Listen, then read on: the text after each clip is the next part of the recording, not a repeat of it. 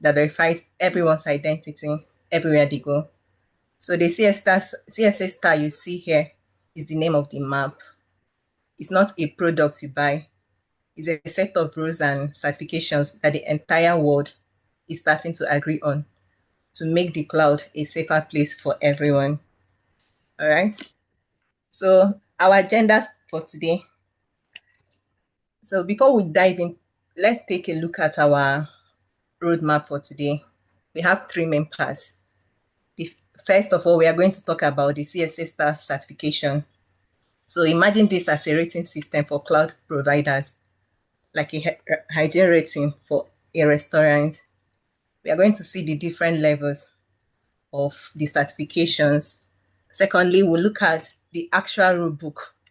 That's the CCM, the Cloud Control Metrics, and see how it tackles modern boogeymen like the zero trust and supply chain attacks.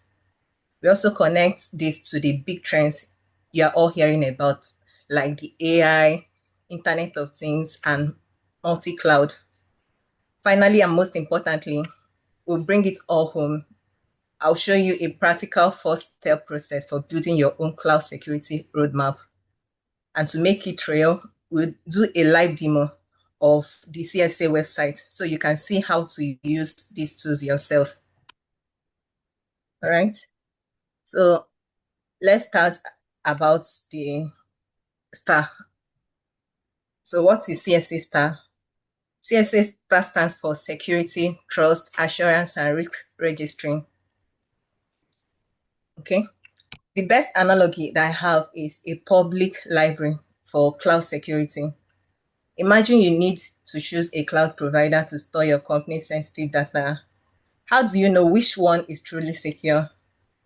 They all say they are. So that's where the STAR registry comes in. The STAR registry is a public website where cloud providers can go and publicly post a detailed document that answers a massive list of security questions. It's a huge step towards transparency. So instead of taking their word for it, you can go and see for yourself. And this is not just one level. It's a journey with three distinct levels of proof, which we will look at. Okay. And the goal of the CSS Star is to promote transparency and help organizations assess the insecurity of their cloud providers. So, for instance, I would like us to go to the CSA website. I'm going to be dropping the link in the chat room so that you can walk along with me.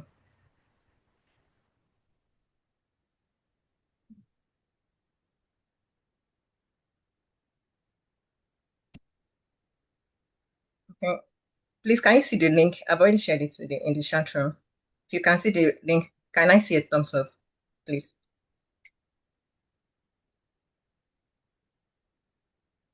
All right, thank you so much. So this is the CSS Star website. And for you to see the Star registry, you click on the Star program. This is the Star registry that I'm talking about. Okay, we are going to see more of it during the live demo. So now I'm going to be talking about the levels of certifications. Okay, we'll be starting from level 1, which is self-assessment. So this is the first and most basic level. We call it the self-assessment. It's like a provider filling out a detailed questionnaire about their own security practices and then posting the answers online for everyone to see. The form they fill out is a standard one called the Consensus Assessment Initiative Questionnaire, abbreviated with CAIG, and it has over 200 questions. So the provider says, here is how we handle our security. So it's like, it's great for initial checks. If a provider hasn't even done this, it's a very big red flag. It shows a basic level of transparency and willingness to open. Then the limitation here is that it's based on their word. They are self-reporting. It's a good first date, but you might not want to get married based on this alone. So the next level, the second level of certification, we have the star level, the star level 2, and this one is the independent audit. Okay, so the star level 2 is like a financial audit, but but for security. The cloud provider doesn't just fill out the form themselves. They hire an independent third-party auditing firm. That firm comes in, digs through their systems, interviews their staff, and checks all their paperwork to verify that, yes, what they claim is actually true. And this results in a formal certification, much like an ISO certificate. So it's just an independent expert saying, yes, we checked and they are telling the truth. This is what you need for real trust, especially if you are in a regulated industry like healthcare or finance, as it removes the marketing fluff and gives you validated facts. So the next level, which is the final level of the certification, is the level 3, continuous monitoring. Now think of um, this as continuous monitoring of the assessment you've already done. Okay, so the previous levels are just a snapshot. An audit happens once a year, but in the cloud, things change every minute. So a snapshot from 6 months ago might be completely outdated today. And level 3 solves this. It's continuous monitoring.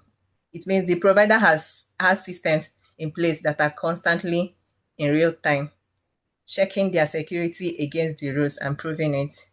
Just like having a live 247 security camera feed that you can check anytime instead of just getting a yearly inspection report. So this is just a real-time automated proof of security. Is the gold standard if your business absolutely cannot go down, or if you're handling extremely sensitive data. You should be looking for providers at this level.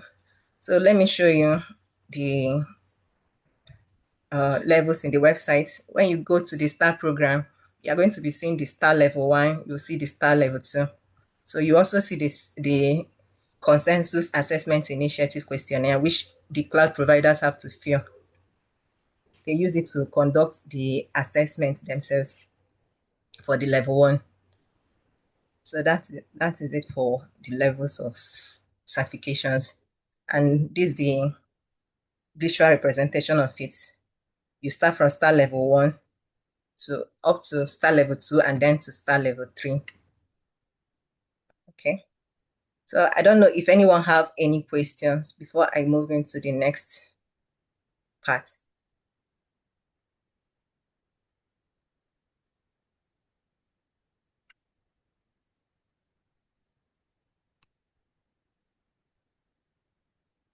Okay.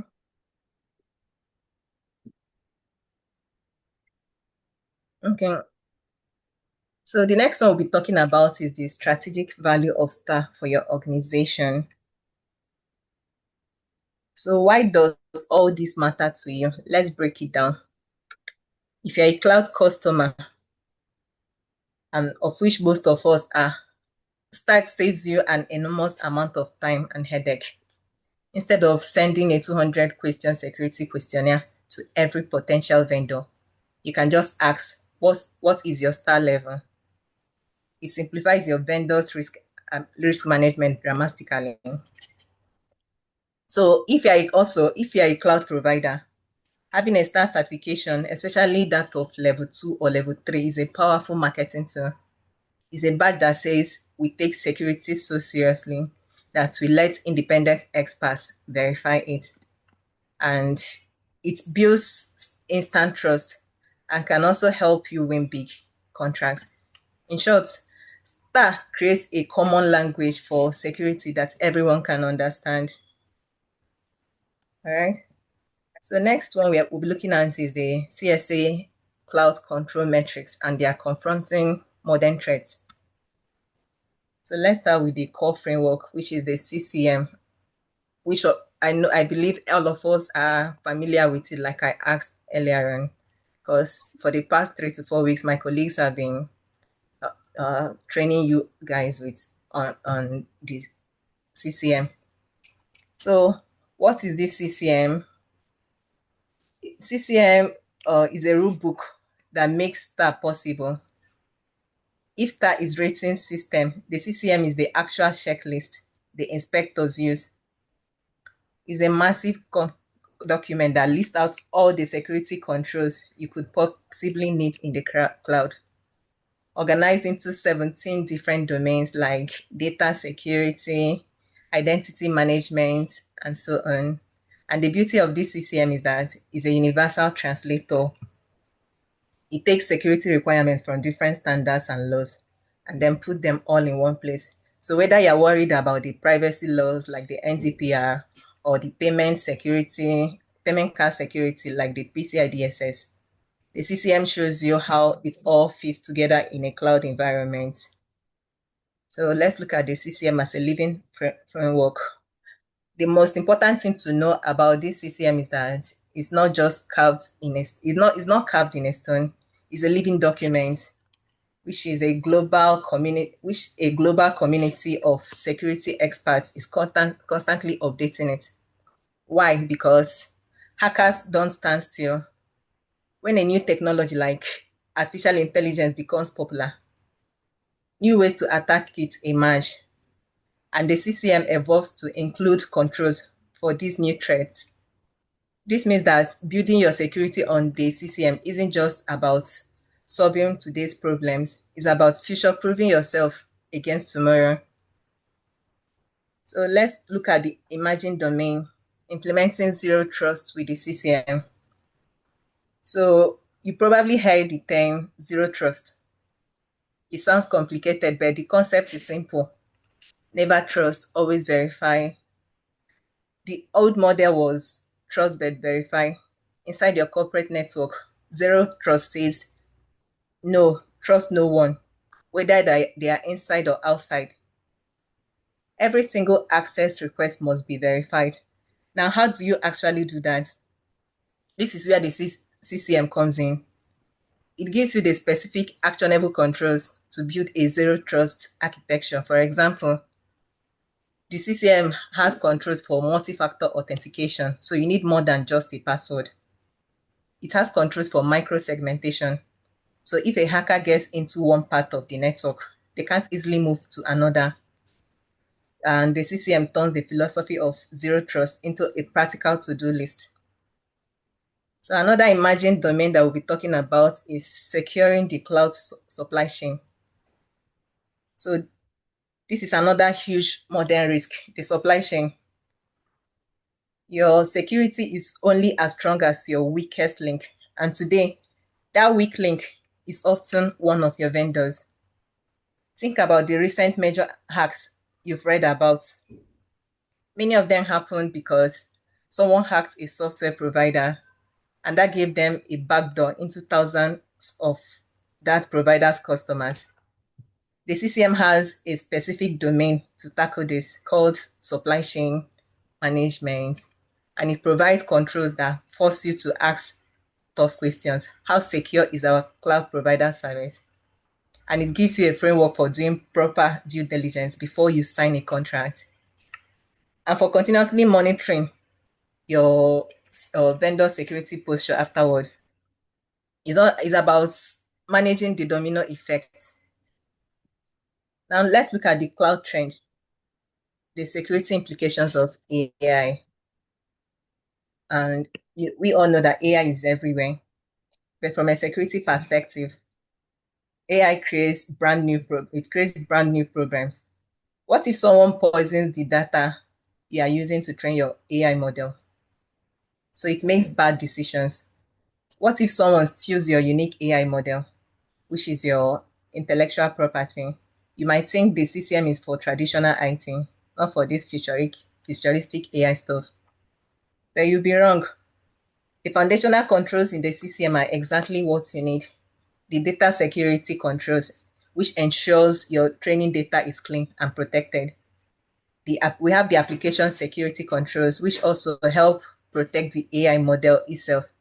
So the CCM gives you the solid foundation upon which you can build your AI safely. instead of building it on a sand. The next trend we'll talk about is the IoT challenge.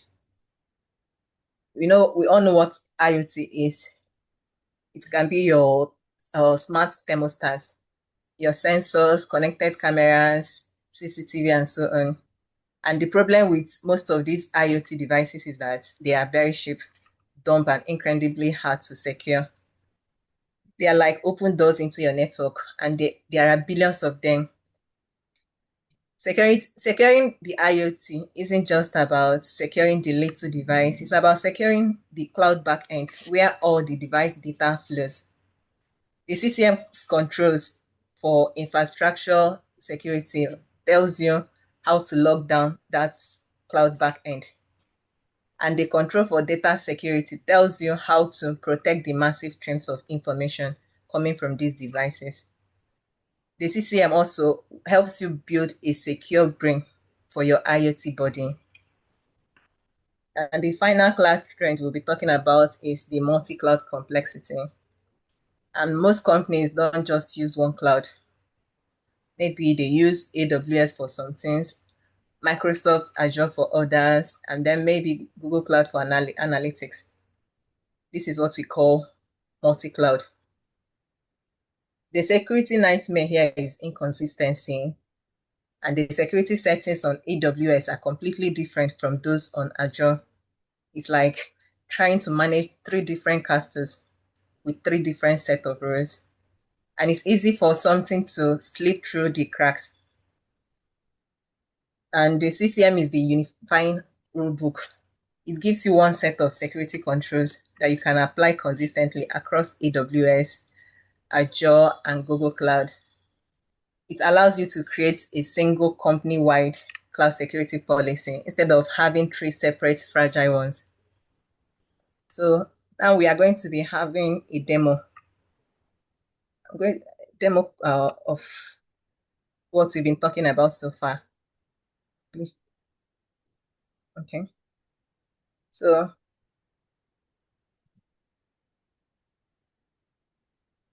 I would like this session to be this part to be interactive.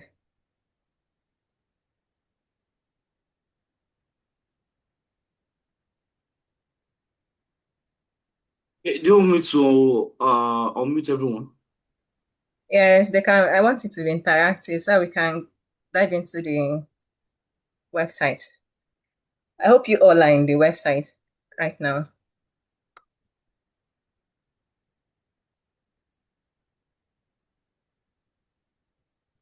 A thumbs up if you're in the website. And unmute themselves now. But we cannot see any website. Where's the website? Okay. I posted it in the chat room. Okay. Please check the chat room, everyone. And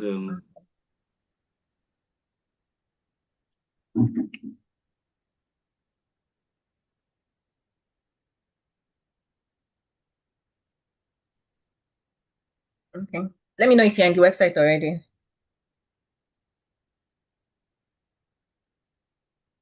I'm on the website. Okay. So this is the star registry. We'll first go to the star registry. hey, your screen is not changing. Is it my side? Okay. Can you see my screen, Abi? You can see my screen. I'm still seeing the Excel. We can't see your screen. We are still seeing the Excel sheet.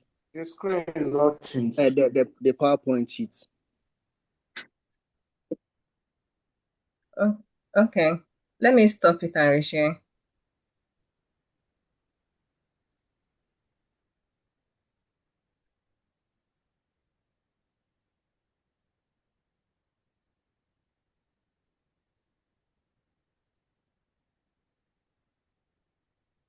Can you see it now?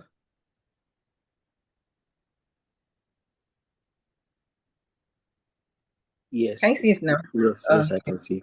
Yes, ma'am. Okay. So are we all in the site now? Have we all opened the site? So, good morning, Chinebere. Sorry, Chinebere. Actually, we are on the site, but I'm not, what I'm seeing is not this. What are you saying? Actually, let me check. I just when I open, Okay. okay, maybe okay, I should go and start program. Okay, I'm there, Yes, I'm go there. navigate to the No, start program. I got it, I got it. Thank you. Uh, okay. Yeah. So when you navigate to the start program, you see the start registering. You click on it.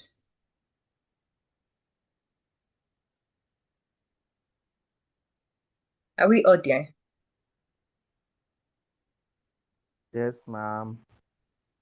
Okay. If you're in the start registry, you can check any of the cloud provider that you want to verify So the sorry, security sorry, ma. level. Sorry, ma. You Okay. say under where can we see the star registry? I'm sorry. Okay. Let me go back. Okay. Can you see my screen, right?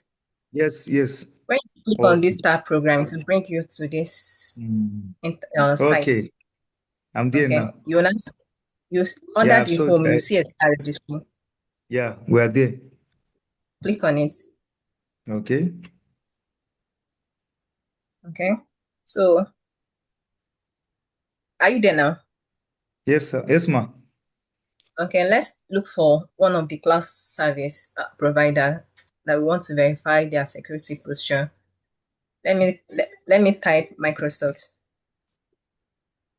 You know they have Microsoft Azure, right? So when you type Microsoft, you scroll down, you're going to see Microsoft here. Can you see it?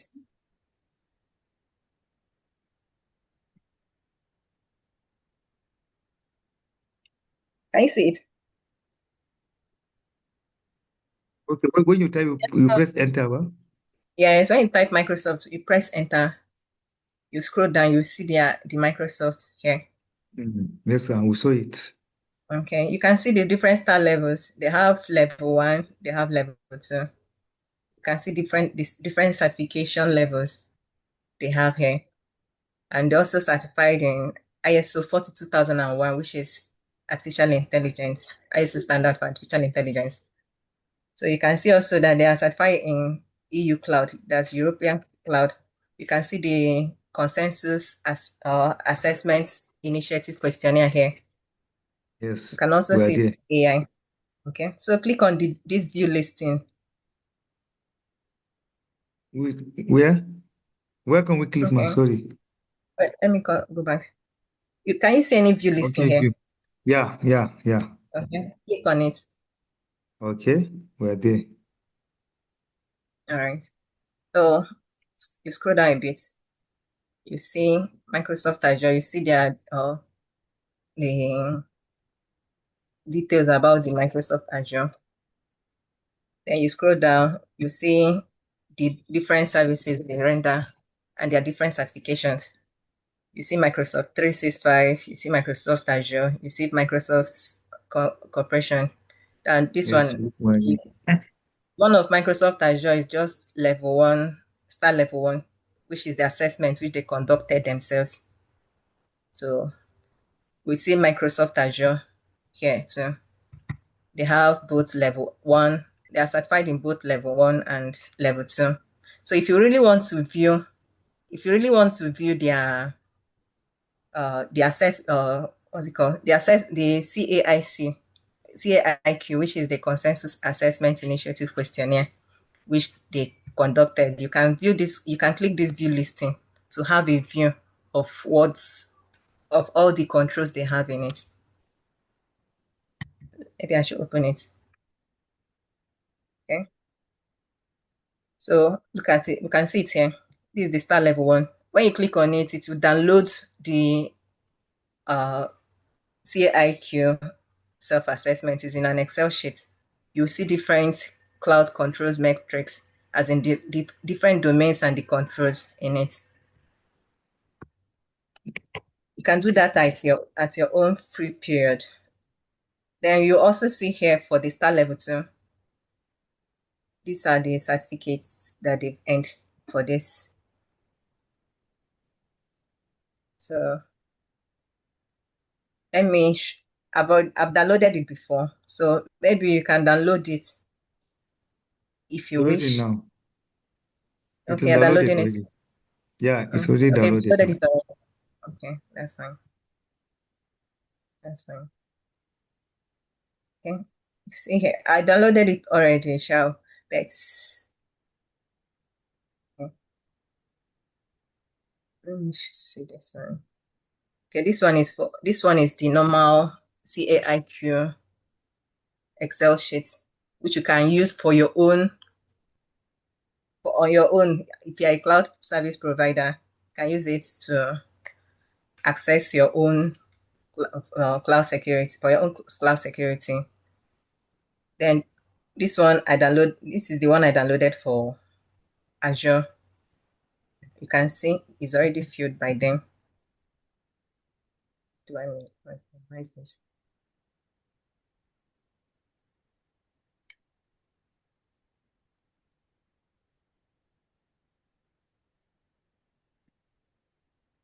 Okay, you can see the Excel sheet, right? Yes. Okay. Yes, hold on. Okay, open the other one.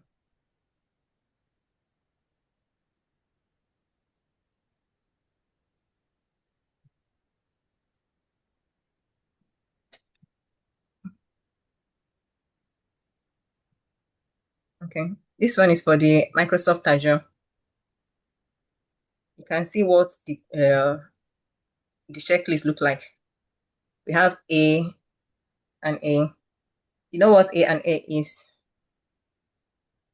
If you want to check what each of the question ID stands for, you can go back to their website and see and check for the CCM domain. I'll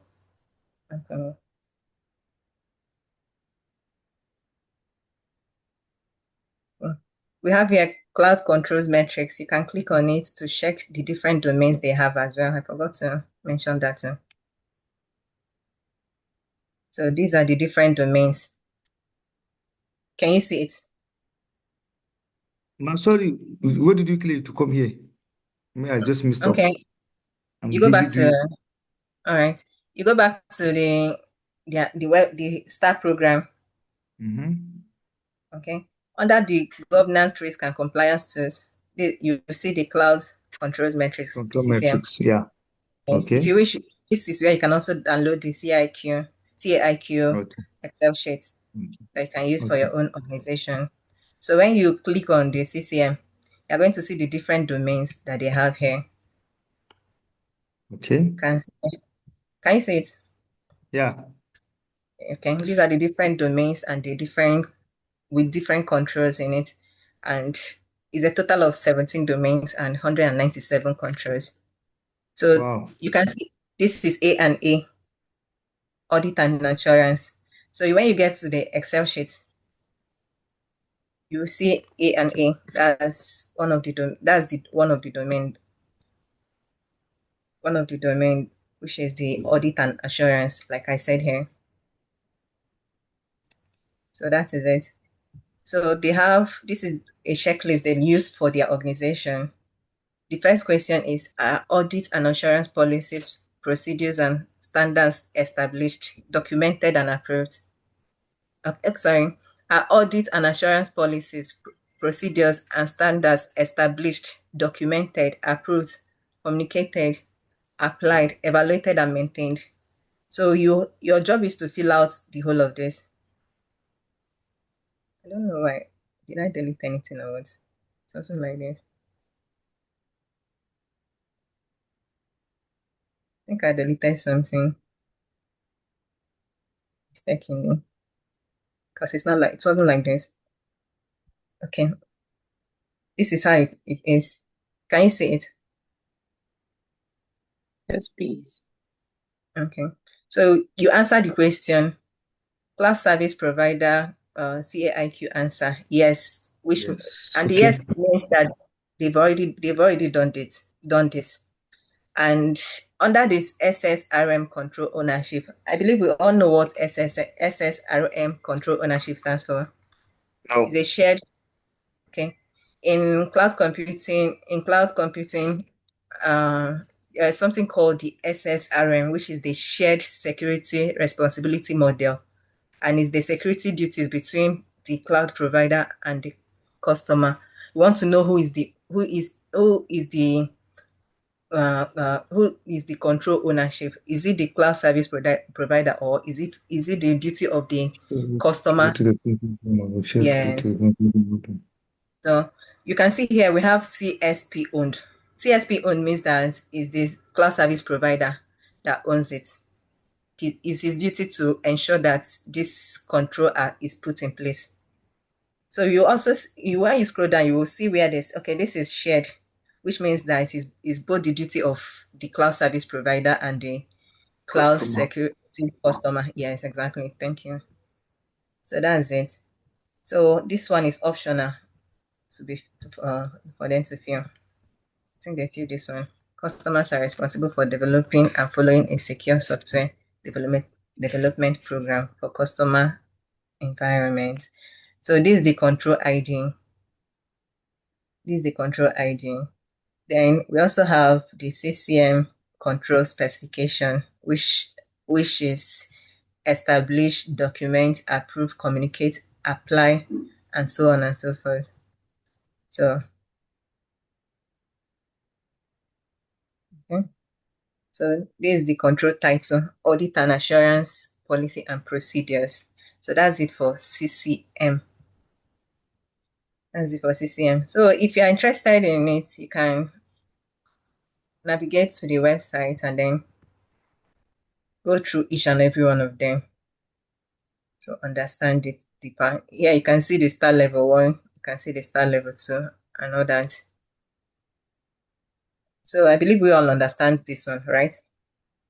Yeah, we're following gradually and we're happy Okay. for that. Thank you. Yeah, welcome. I'm seeing someone's hand up. Mike, do you have any question? Yes, please. Thank you so much, Chidebere. My question is, Okay.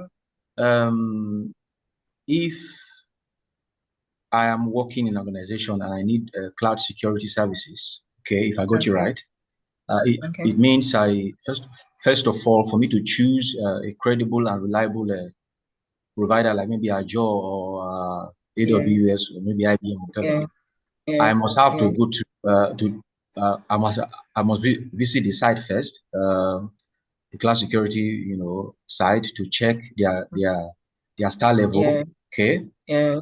Yeah. Now, yes, after that, then I will now, tell my organization, yes, these people they are Yeah. XYZ compliant. Yeah. Then I Yeah. have to fill the form, this CAIQ form. You're not the one to fill it. The CAIQ Okay, is okay, the okay. That means you didn't understand. The CAIQ exactly. is just for the organization. They are the one conducting the assessment themselves to ensure that they have those controls in place for their own organization. And those Which controls will organization? ensure this cloud service provider, they're the ones that will carry out the assessment to ensure that yes, that their security posture is okay, is strong. They carry Hello? the Sorry, Yes, sorry, sir. Mike. themselves. Yes, yes, please. themselves. Hello? Okay. Okay, Like what this of now. if? Oh, okay, Like this Azure Excel okay. sheet I shared now.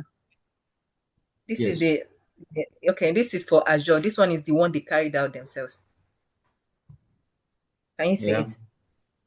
Okay.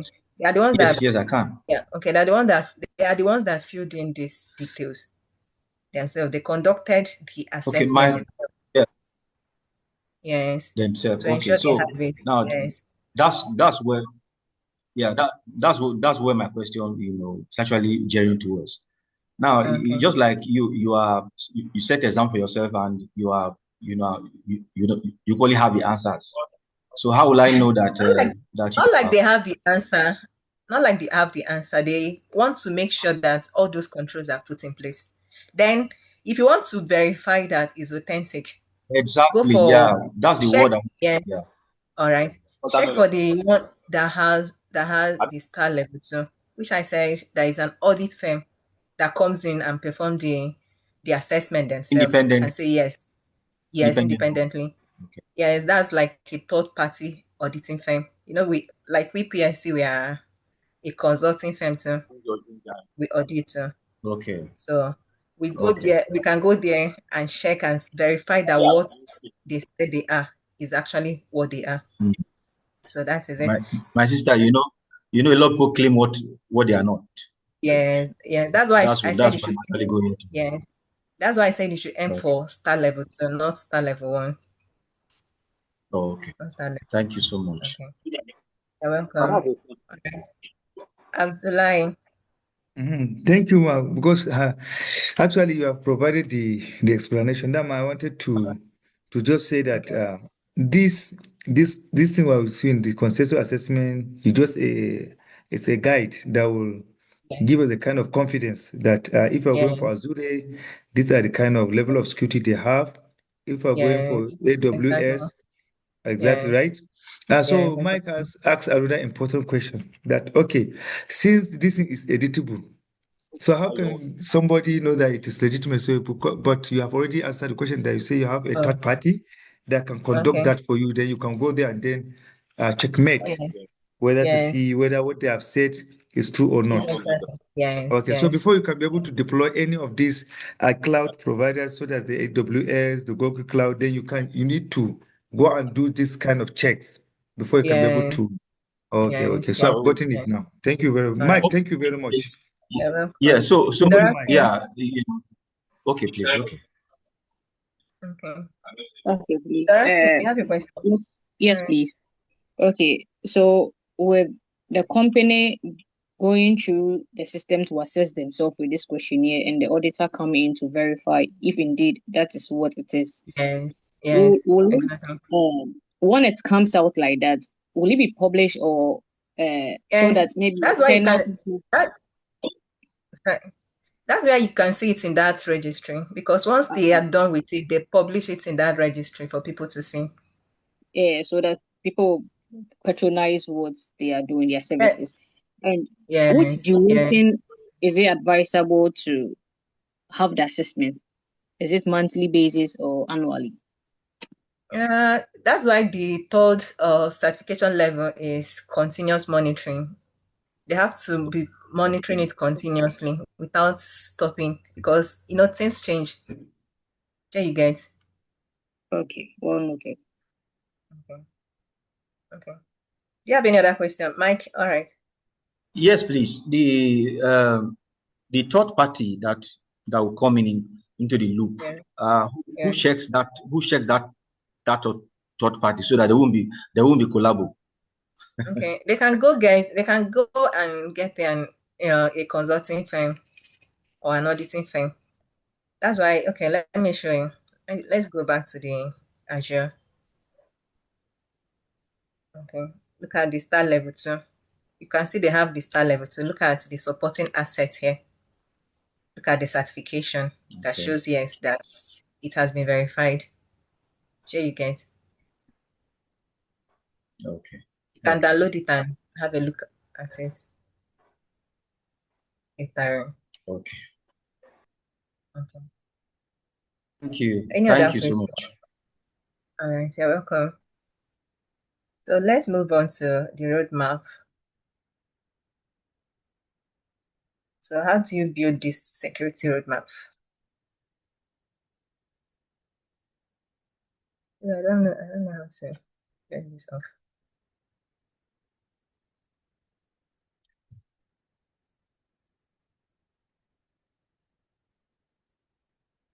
All right. Hello, Ms. Dorothy. Okay. Okay. So let's look at the building a cloud security roadmap. We've been talking about the problems and the framework. So you cannot secure the cloud by just buying it and hoping for the best. You need a plan, which is a strategic roadmap. And this roadmap turns the theoretical CCM into an actionable plan for your specific company. And it aligns your security team, your IT team, and your business leaders. It's a document that says, here is where we are, here is where we need to be, and here is how we'll need to get there. So, what is the first phase of I don't know how to get rid of this.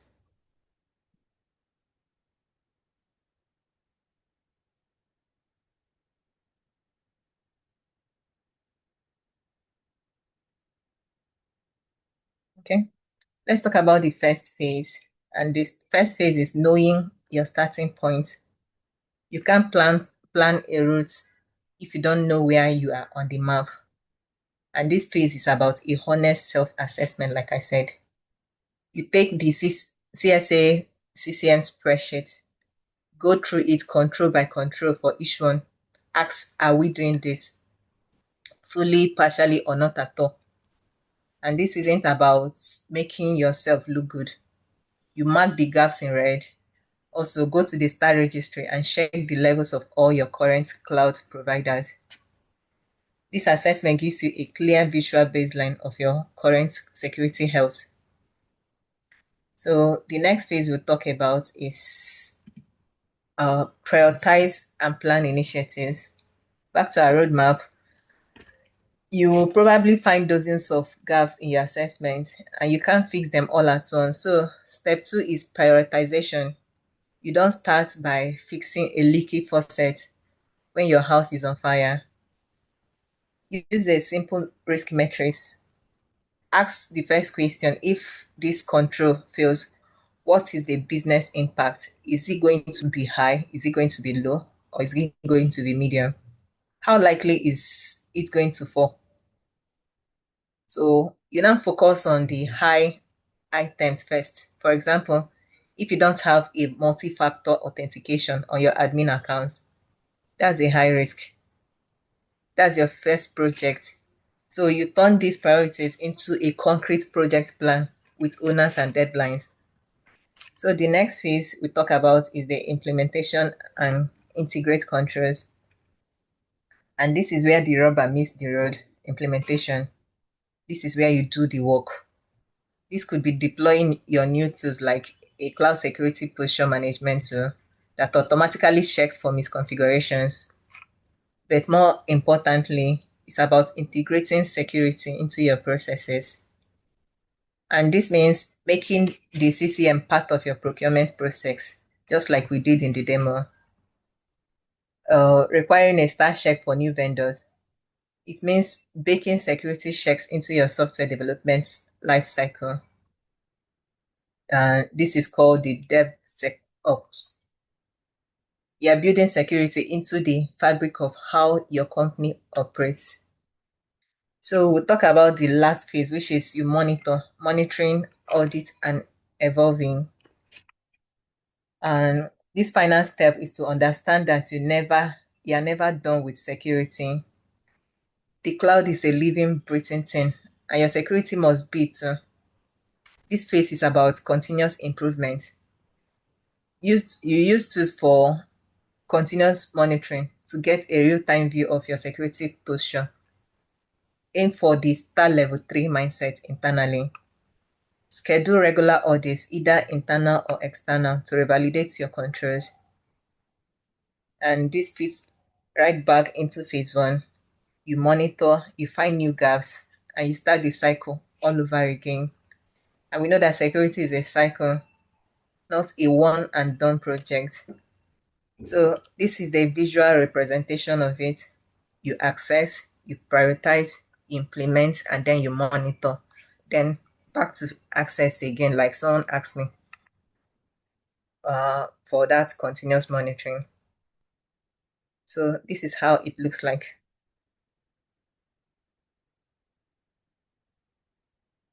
And what are the key takeaways for this class?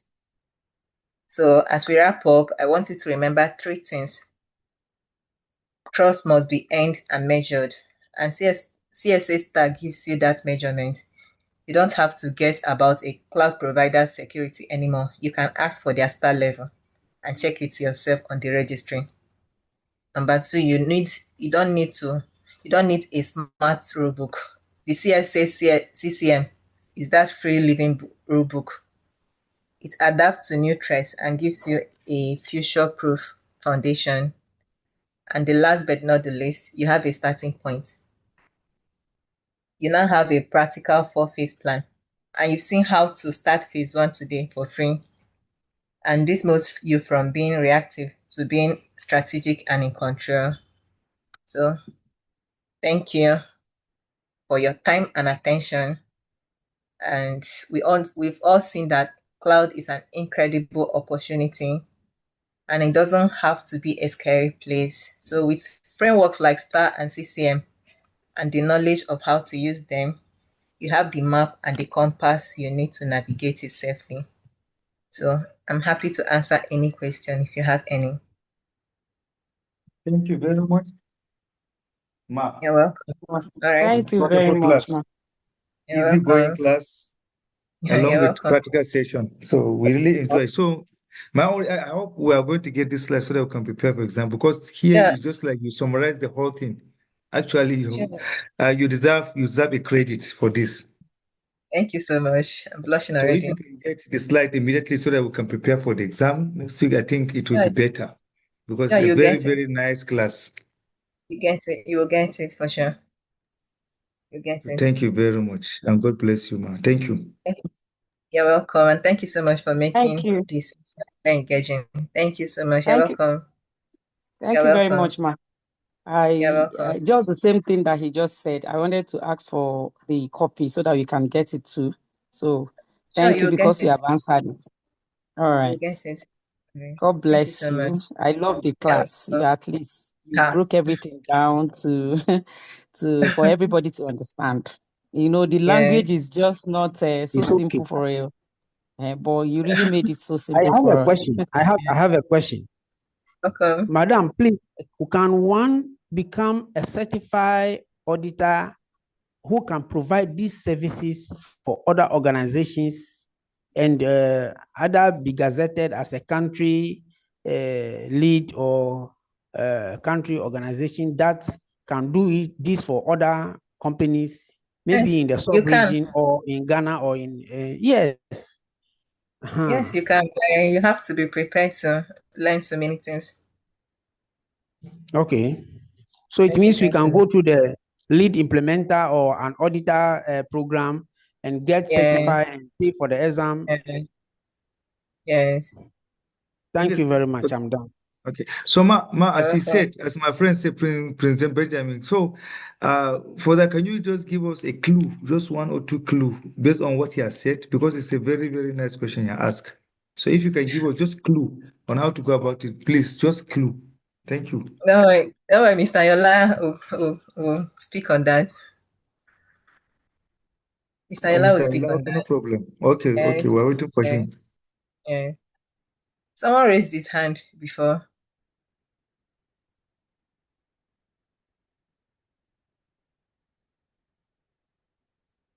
I wanted to ask the same question the other person asked.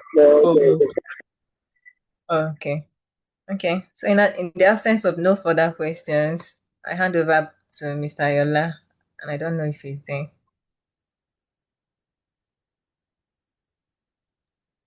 Yes, I'm here. Thank you very much. Please let's put our hands together for consultant Chidebere. I think she has done justice, to the end of CSA Cloud Service Alliance, and I think it has been a very awesome time. Thank you very much, Chidebere. God bless you. Yeah, thank you very much. So somebody was Okay. asking question about the certification. So if you go to the I sent something to the group now. Government. So if you want to be a CSA, I just sent something to the group now. You see, what's it called? You see a help there to be able to, to be able to help you, get started. Or if you also want to have us help you, then you can reach out to us. We're going to what's it called? Connect you to one of our certification company. Do you understand? So what we do with them is that they will help you, do the registration, and uh they will get it done for you. Do you understand? So I think I'm able to answer that. So if you go to that page, you see everything you need, or probably you'll see uh if you still need further help, we can help you to get the exam done. Do you understand? So you can reach out to us at the end of the day. So you can do it yourself or you reach out to us to help you. So thank you very much. We need like 5 minutes, 10 minutes, or 15 minutes break. What we'll be doing is we're not going to be going anywhere. What we'll be doing is that we're going to be just taking a walk around to take tea, water, stretch our But sir, legs. can we take tea? Can we take tea? Yes, Can I go and get yes, my tea now? sure, you can go and take your tea now. You can go and Because I take have your to tea go now. out. Maybe it can take 6 to 5 minutes because I want to go and get my hot water because I am with my, let me show you with my Nescafe and everything ready. So let me go and get water. Yeah. I hope I'm Yeah, not going please to be late. quickly. Yes, you're not going to be late. Yeah. So please, we are going on a 10 minutes break. Nobody's leaving the call. All you just need to do is just take a walk around, refresh your head. We are going to the next session. Remember, I spoke about SIM. Do you understand? So we're going to be having a consultant that is going to be talking about his SIM today. He's very good. He's a consultant all the way from Kenya, and I'm very sure it's going to be an awesome time together today. So we'll be starting the practical session by exactly 11:42. 11:42. So that's around 8 minutes. So just go around, take your tea, take water, take snacks or something, and let's come back on this call to continue. So while we do that, I'm going to be projecting something too from here. Um, was this?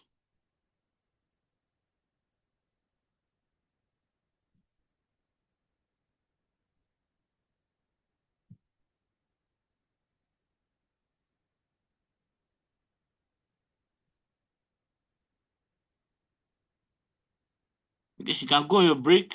So whenever I'm projecting, you see it on the screen.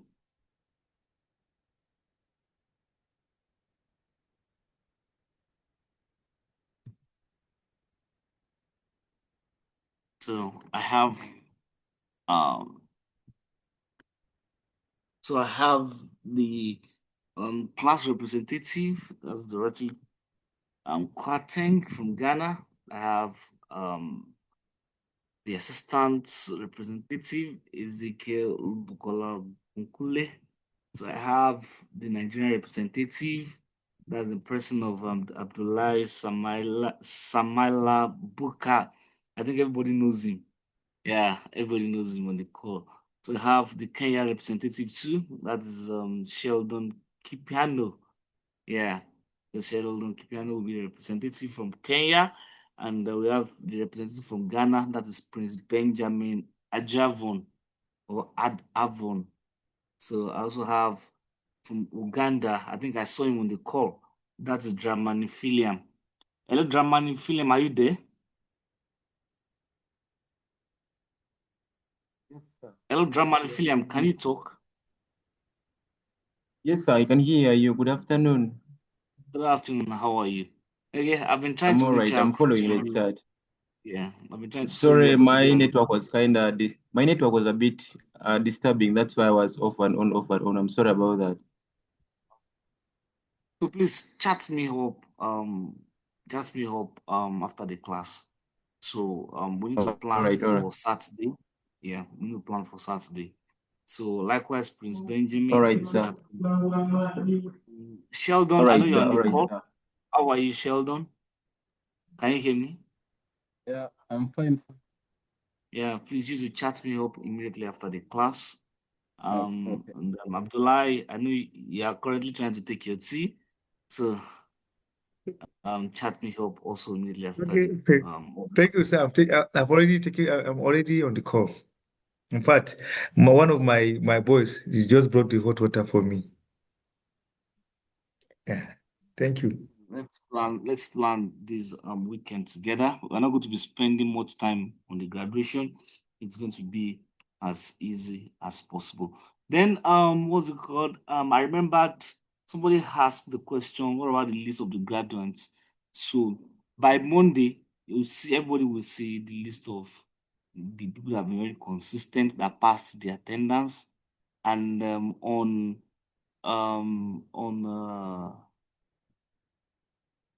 by the end of Tuesday, to compile the names with those that passed the exams, because now I just spoke with the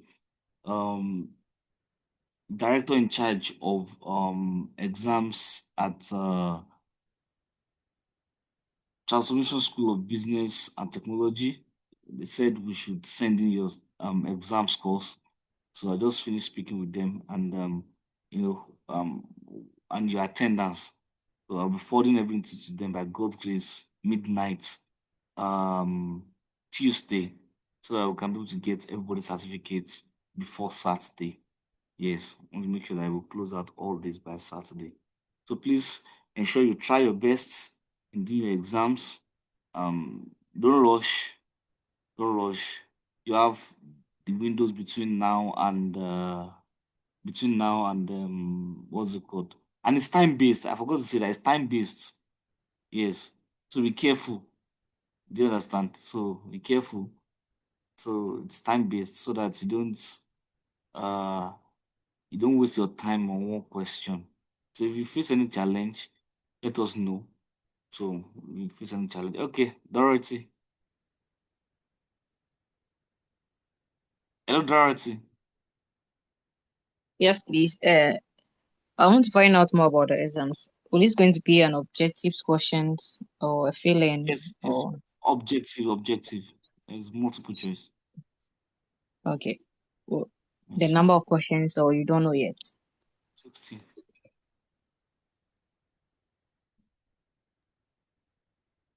The 60. 150. Oh, it's 60. 60. 60 So you said 60 in questions? an Yes, hour. 60. But you mentioned that pass mark is 60. So 60 questions, then you need to pass everything or 60%. what? We have 60% pass mark. Then we Okay. have that's 60% pass mark. Then we have 60 question.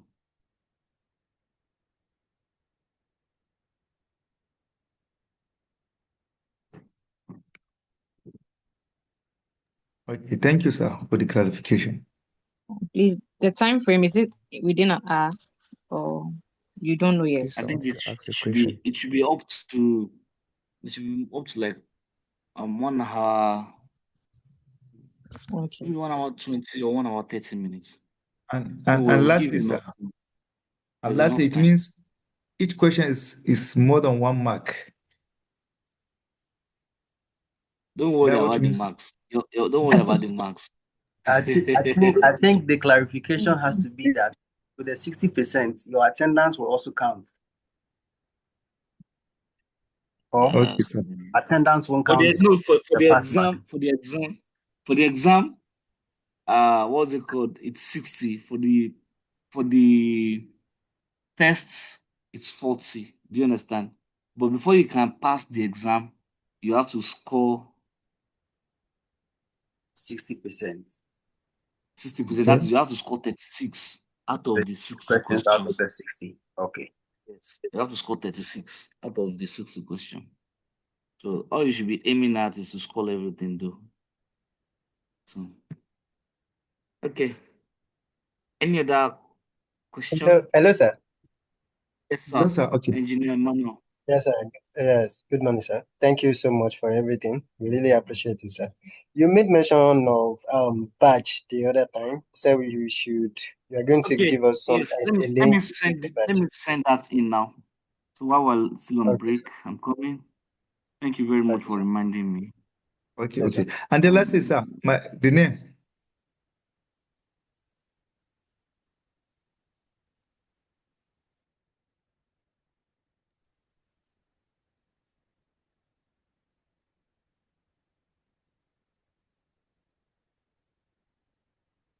Okay, I just posted it here.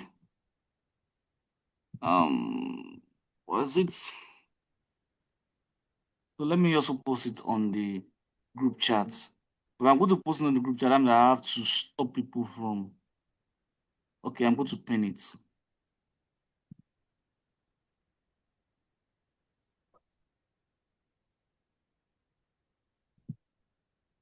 So please confirm you can see it on the group, on the chat room rather. So I also have it on the group now. Yes, we can see it. Thank you, sir. Okay. So if you go there, let me try to see if I can share my screen. Okay, I'm trying to share my screen.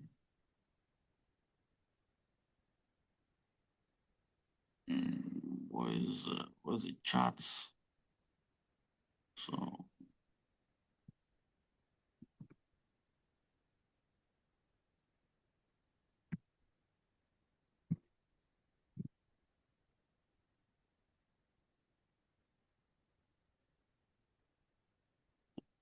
what's it there?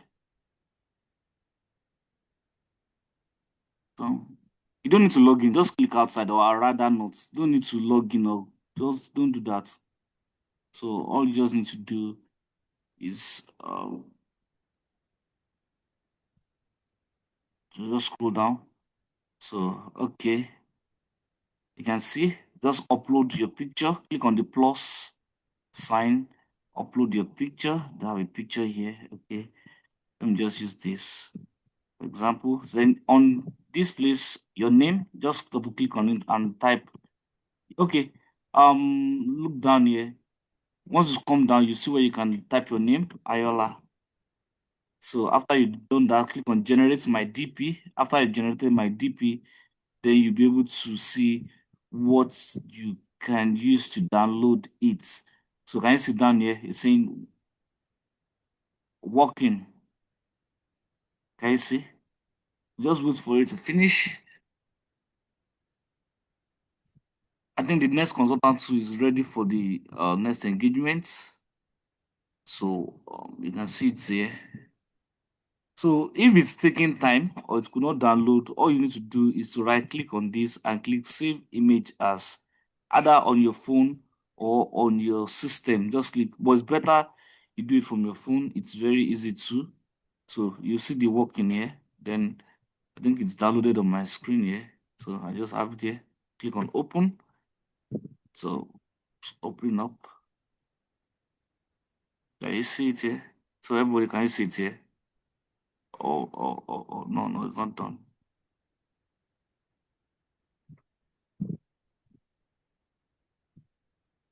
What is it not doing? It's taking a lot of time.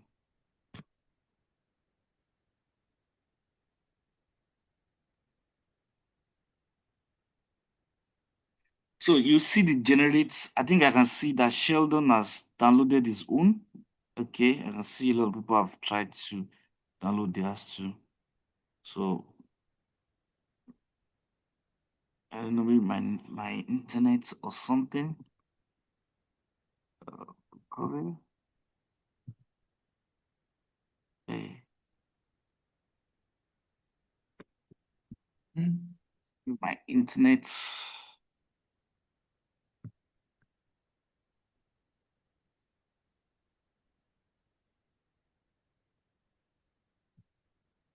Where's this?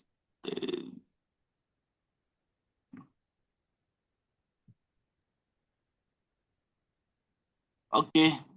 Lastly, I'm going to be sending the attendance to every one of us right away. I'm going to send the attendance to everybody. Sorry, sir. If all these things is not downloading, one can actually take a screenshot to save one's time. Okay, thank you very much for that. If it's not downloading, you can, yes, you can do your exam on your phone. So if it's not downloading, like my own is taking a hell of a time now because of probably network or something. So all you just need to do is to take a screenshot of it. You trim it, and Sorry, sir. okay, sir. Yes, sir. If it's not downloading, someone can just click on the image itself. Just click down. It will show download image. You cannot download it.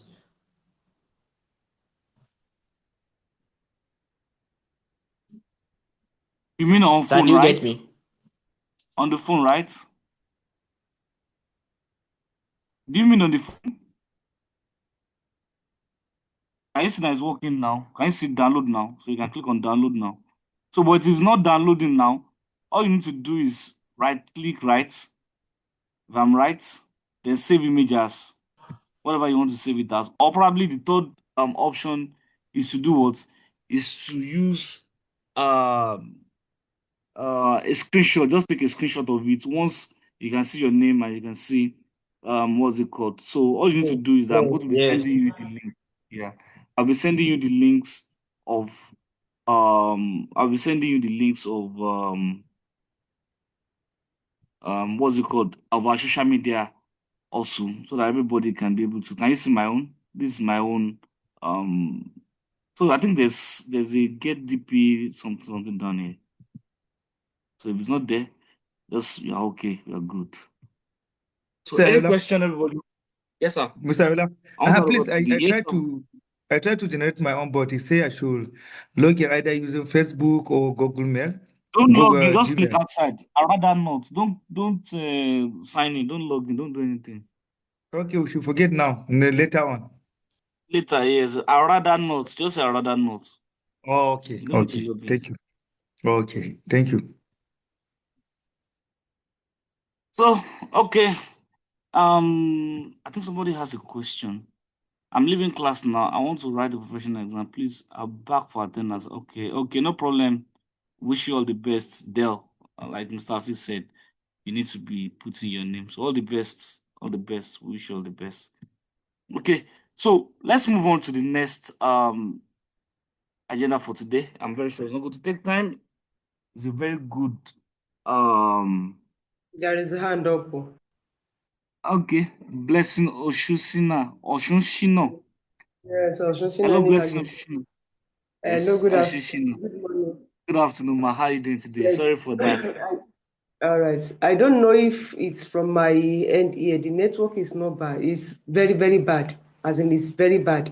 In fact, I have to leave the meeting and rejoin. The tutorial, the seminar, the online, the everything they've done so far that the other woman teaches. I'm not following at all. The voice is just breaking. Now, the instruction you are passing across now on, I think on download, how to download the graduation badge or whatever. I want to believe the information will be part of the material I'm going to be sending to us later today so that we'll be able to listen to it again and follow, because I didn't hear the instruction. I don't know how you do it. I was just able to log in back now. So, and you are almost done. We want to round up going out of the call. That is when I just joined now. Or I don't know if you can recap on how to do that. Okay, I'll do that for you. And the second is All right. that Dorothy and Ezekiel, they will be an admin from now till weekend on the All right. platform.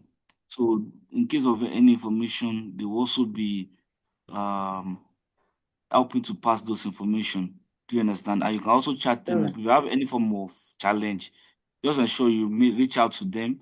And the country representative that I mentioned the other time, I would also share their number later. So we would All right. see what we can do just to make sure that everybody's carried along to the end of the class.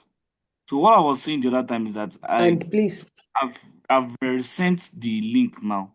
So just click on that link, click a rather not, or click outside that pop-up. You understand? So just upload your picture and put your name. Your name is down the design. Wait for it to download. So once you are done, click on generate DP. So wait for it to generate your download link. Click on the download button. If it's not working, take a screenshot. Do you understand? Or long press on that particular design, and it's going to download on your device. Do you understand? It's as simple as that. Thank and you, sir. please, the link for the practical class that Please, the sir, don't woman. forget the attendance. I'm sending that now. Hello, hello, sir. I'm listening, sir. Ma. All right, please, the link that the woman sent, the woman that just finished the practical class, please, can you help us? Can we get the link back? Because I didn't have access to the chat again and I just logged in back now. Okay, I'll forward it now. All right, thank you. Okay. Sorry, sir. Please, the attendance. Please don't forget. Since I've Priscilla is sent not it in. around I've today. sent the attendance. I've sent the attendance now. So All right. Thank you, you can sir. see the attendance now. Yeah. You can see the attendance. Okay, the link for the trainer.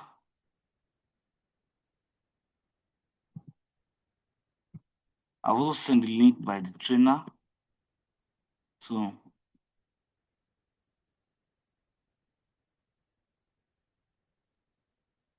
okay, everybody, without wasting much of our time,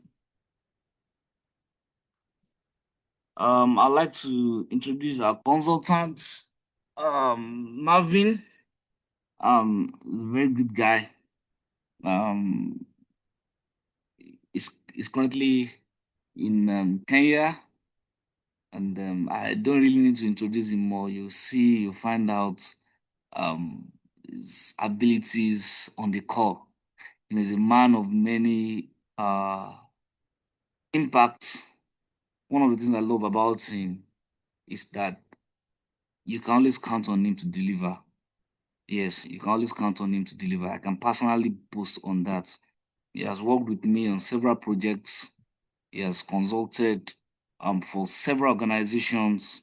I remembered some times ago, he was the one that headed the CSA statute of a particular bank. It was the one that audited that bank. Did you remember that, sir? Yeah, so it was one that, and it was a very great and awesome time. So without wasting much time, he's a professional, and I'm very sure you will all be happy he's here. He's going to be taking us through the practical session.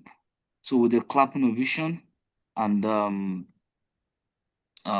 with a clapping ovation and a welcome in the chat room. Okay, don't do welcome in the chat room so that you'll be able to pick those links that I said. Just a clapping ovation, everybody. Help me welcome Marvin on Monday. Welcome. Good afternoon. How are you doing today? Thank you, sir. Thank you, sir. Thank you, sir. You made my head get bigger. Hmm? I'm a small boy. I'm a small boy. I don't listen to Mr. Yola. I'm a small boy. But thank you so much for having us. Please let me know if you can hear me. You said you're a small boy, but for me, you're not a boy, you're a man doing great things. Don't let your face deceive you. Well, yeah, thank you so much. I'm seeing some familiar names here. I'm seeing James. I'm seeing Pamela. Wow, Pamela is a friend of mine from last year. Welcome to the CyberGs family. I'm seeing Joseph as well. Who else am I seeing? James. Yeah. Also Kenyans in the session. Jambo Abarieno. Mr. What was his name? My Ugandan friend, Mr. Philiam. Yeah. How are you? Chikati. Chikati, my friend. Am I saying it correctly? Hello. Yes, yes, yes, yes, yes. Yes. Thank you, sir. Truly fit, Well, truly fit. I need to come over to Uganda very soon, and I'll make sure that I understand the language and understand the people that I want to be working with soon. So, my East African people from Ethiopia, from Rwanda. I know Joseph is my Ethiopian friend. Yeah, he's from Rwanda. Welcome, Mr. Philiam, Uganda. I have people from Tanzania joining as well. I have people from Burundi joining. I have people from Kenya. I have people from Botswana. Welcome. Also, my West African people. How now? Mr. Villa has been teaching me some pidgin. Yeah. So I did talk small. So, but I did try. Yeah. So let me know. Let me know where I can improve on my language. Yeah. And I always like making friends from across the continent. I don't believe Africa is a combination of countries. I believe I want to say that we are an African country. Yeah, even Kenya right now, where whichever country that you're from, be it Nigeria, Ghana, you can come to Kenya without visa. So I believe in a borderless community. I believe that we have different cultures and we're supposed to share them, each and one of us. I know that we somewhere somehow our DNA is tied to each other. So welcome. So and yes, I'm also excited about this CyberG's final class because it's proving. I remember the first class there were only a few people, and here we are, bordering 100 plus. So kudos to each and every person who has sacrificed their time, the weekend, and you've dedicated your 8 weeks, yeah, and that means you see certain value that we are providing as CyberGs, as PSC as well. You see the vision of self-improvement and also upskilling in cybersecurity, cloud security. We're also going to make courses around every other solutions that we do as a company, as PSC. So look out for AI, look out for software engineering, look out for, I mean, we're here. So as Mr. Yola said, if you want to get certified, if you want to further conversation, please reach out to us. We have Priscilla, we have Chidebere, we have so many of us on the call, and also from last week. So feel free, don't feel discouraged to what's the word, to reach out. So as a rule in my class, in all of my classes, I think I think James, Pamela, Mr. Michael that I've seen, people who've seen me teach elsewhere. I have a rule and two things. Yeah, I will need you to respond. Yeah, it's a rule, and also there might be I might just convince Mr. Ayola to for the person who speaks the most, be it you in Nigeria, be it you in Ghana, be it in Senegal, be it you in Kenya, Uganda, but the person who, for the top, I want to say top two. Yeah, I want to say top two. The top two students who speak out loud, ask questions, assist others in learning. I might take you for lunch. If you're in Kenya, I'll take you for lunch. If you're in Nigeria, Mr. Ayola will do something. So yeah, as a rule, you must speak in my class. You, as another rule, take screenshots, post it on LinkedIn, tell people what you can do. Yeah, because you're not really doing this just for the sake of, let me learn cloud security or information security or cybersecurity, but you're doing this in terms of outward value as well. People need to know what you're doing. Yeah. People need to make sure that, I can trust on, Mr. Kip Koech, yeah, and say, hey, this guy is, prevalent in cloud security topics. Yeah, this guy is prevalent in CSA. This guy is prevalent in Microsoft Defender. Yeah, this guy is prevalent in ISO 27001, whatever type of training that will be done by CyberGs. Please, please, please, from this point on, because you only have this one class to make the rest of your 2026 count. So take out your computers, take out your laptops, take out your phones, wherever you're watching or tuning in from. Take a screenshot. Yeah, show people that you are, learning. Show people that you are conversant with certain topics. And with that being said, we can begin. So I prepared two things for us today. One thing about me, a major weakness of mine is that I'm a perfectionist. And people are like, wow, how is that really weakness? It's it's a problem. It's a problem. So, when I say perfectionist is that I want to make sure that each and every one of us, each and every 99 minus me, making 100, each and every 99 people of us in the session understand and learn and can learn. So I wanted to take us through a demo, just, log in into our Azure portal, take us through Microsoft Sentinel, then make a CM, but that's not really going to cut it, yeah? And I've had many questions as well from Mr. Bukar, from Mike, from who was the other, Blessing as well, and sorry, I'm so sorry I didn't get your name, but I know you're an engineer. You've been asking for slides, yeah? So I have prepared a presentation slide. I or rather, will be taking us through what we'll be doing. So to go quickly through the slides and then we can start building. And yeah, so if you understand me, please unmute say yes. I'll be the word I'm saying is check or send a thumbs up. I'd like to see every person contributing. So here we go.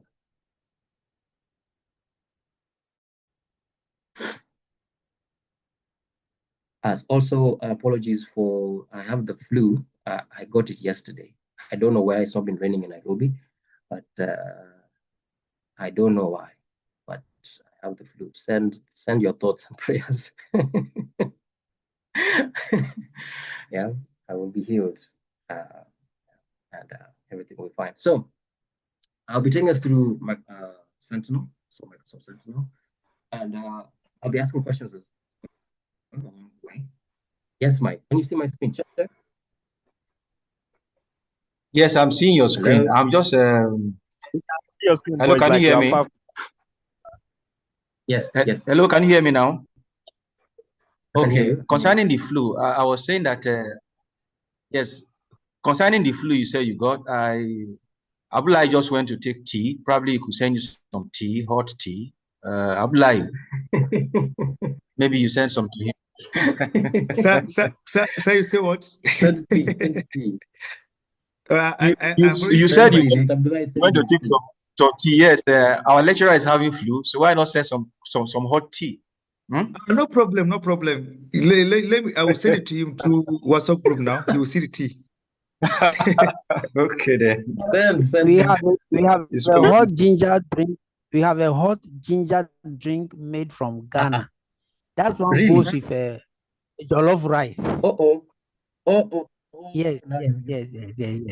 So that one too can cure it, either cold or flu or anything. It will clear it one time. So you are welcome, Chief. I will be there. I don't know if it caused a problem because my Nigerian is very serious.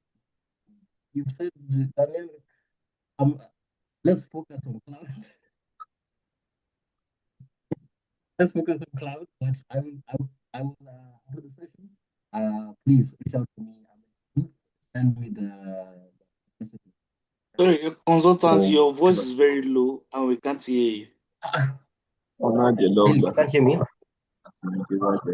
Can you hear me? Okay, better now. Okay, so sorry. Mr. Ola. Yes, sir. Hello. Thank you very much Yes, for sir. guiding me. Actually, I just dropped my, I don't know whether I will be graduating, so I just dropped my graduation badge. You say we should create. Is it okay? Okay, I sir, send it's it to okay. you. You saw it back on the chat room. I said, to let me just say, because I'm happy to be part of this important world of cyber tech. So far, so good. You are the best. Very much, sir. Thank you so much. Thank you. We appreciate. All right. Please let me know if you can hear me. Sorry, Am I Marvin. loud? I'm sorry for doing this. I've stopped people from talking. So you want them to react, let them react on the chat, please. Okay, no problem. Please.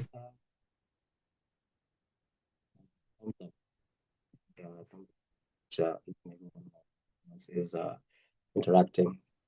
Yeah. So without further ado, let's just jump into the session. So with my prepared slide, I want to take us through what Sentinel is, and then we can start with the labs. That's okay with in the session, right? Second. Let me know. Can you see my screen? Thumbs up if you can see my screen. Great. Good people. Love it very much. So what is Microsoft Sentinel? Yeah. Maybe some of you have had this name, Microsoft Sentinel, but we don't know, what is Microsoft Sentinel? Yeah. What does it do? And why that name Sentinel, right? What is it? What are we trying to find? So Microsoft Sentinel is Microsoft security event management and security orchestration, automation, and solution. I'll say that again. Microsoft Sentinel is Microsoft's cloud-native CM and SOAR solution, right? So, we all know what a CM is. We all know what a SOAR is. Sorry, I think you need to do something about your your mic. It's fading away. Really? Maybe move closer, It or is. probably if you're using earpiece, stop it and then please. You can speak now. Okay. Let's confirm. Hold on. I think I know what the issue is. Just give me a second, guys. I'm so sorry. Just a second. I know why this is happening.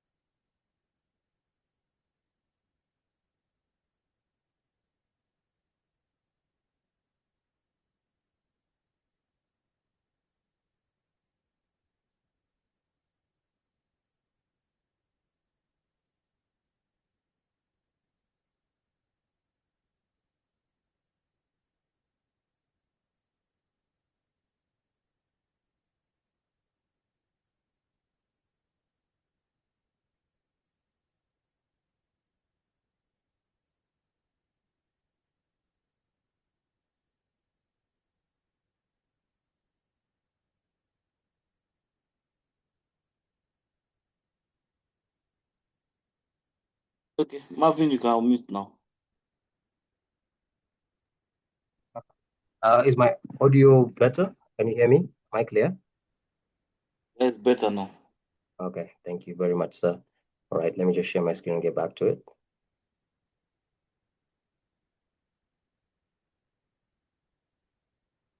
Okay. Please let me know if you can see my screen. Thumbs up, thumbs up, thumbs up. Fantastic. So, as I was saying, Microsoft Sentinel is Microsoft's cloud native CM and SOAR solution. That is security incident event. So, sorry, security information event management, and SOAR, which is security orchestration and automation and response solution, right? So it provides scalable, cost-efficient security across cloud and hybrid environments. Yeah. So what makes it powerful? Yeah. That's the question of why we're here. Yeah? Why Sentinel? Yeah. Why should we consider Sentinel in itself? So what makes it powerful? It its use of intelligence. And when I say intelligence, there's two things. There's AI and automation, and then a global threat intelligence to detect and respond to modern cyber threats. So there's a difference between the two things that I've just said, AI and automation. Who knows the difference between AI and automation? AI and automation. Guys, lunch is on the line. Yeah. Okay. Someone has replied. What are you saying? What are you saying? What is the difference between AI? You're struggling to hear me.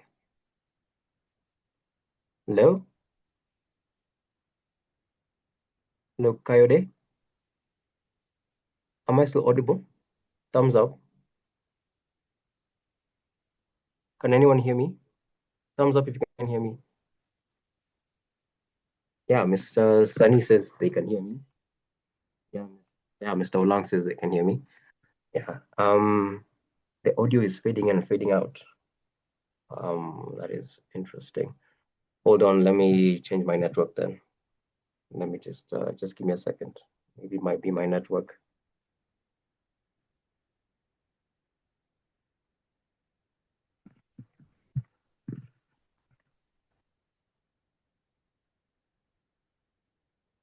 Hold on, let me just change my network.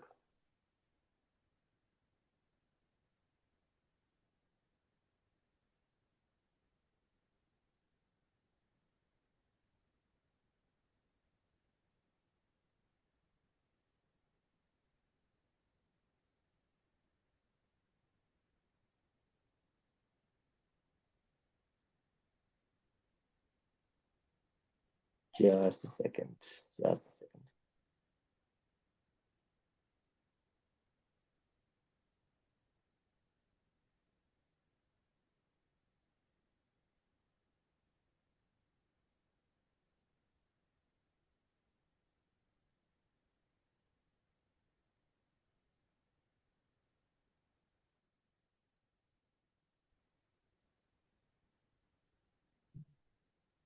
Okay, can you hear me? Am I audible? Change my network. Thumbs up if you can hear me. Loud and clear, Simon. Thank you. Mr. Engineer, yes, thank you. Fantastic. Is it much better than the other one?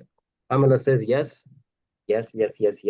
Okay, I think we are good to go. So let me share my screen again one last time, and then we can start. So, as I was saying, so Sentinel, is built atop, Microsoft Azure's global infrastructure. So it delivers a scalable, cost-efficient security and monitoring response that is capable, or rather more capable than traditional on-premise solutions, that struggle to match it in both hardware and software. So it has an architecture that it has a seamless span that stretches across multi-cloud solution. So think AWS, think Google Cloud, think Oracle. It provides a hybrid environment to provide a unified visibility. Look at your assets residing either outside or on premise, in terms of data center. So by leveraging AI or in intelligent automation, it continuously updates its threat intelligence, and it empowers itself to detect sophisticated threats faster and investigate incidents thoroughly and respond with precision and speed. So I asked the question, a key question of like, what is the difference between I know this is what's the difference between AI and automation? Because that's pretty much the key thing about Sentinel. Anyone wants to try? Who would like to try?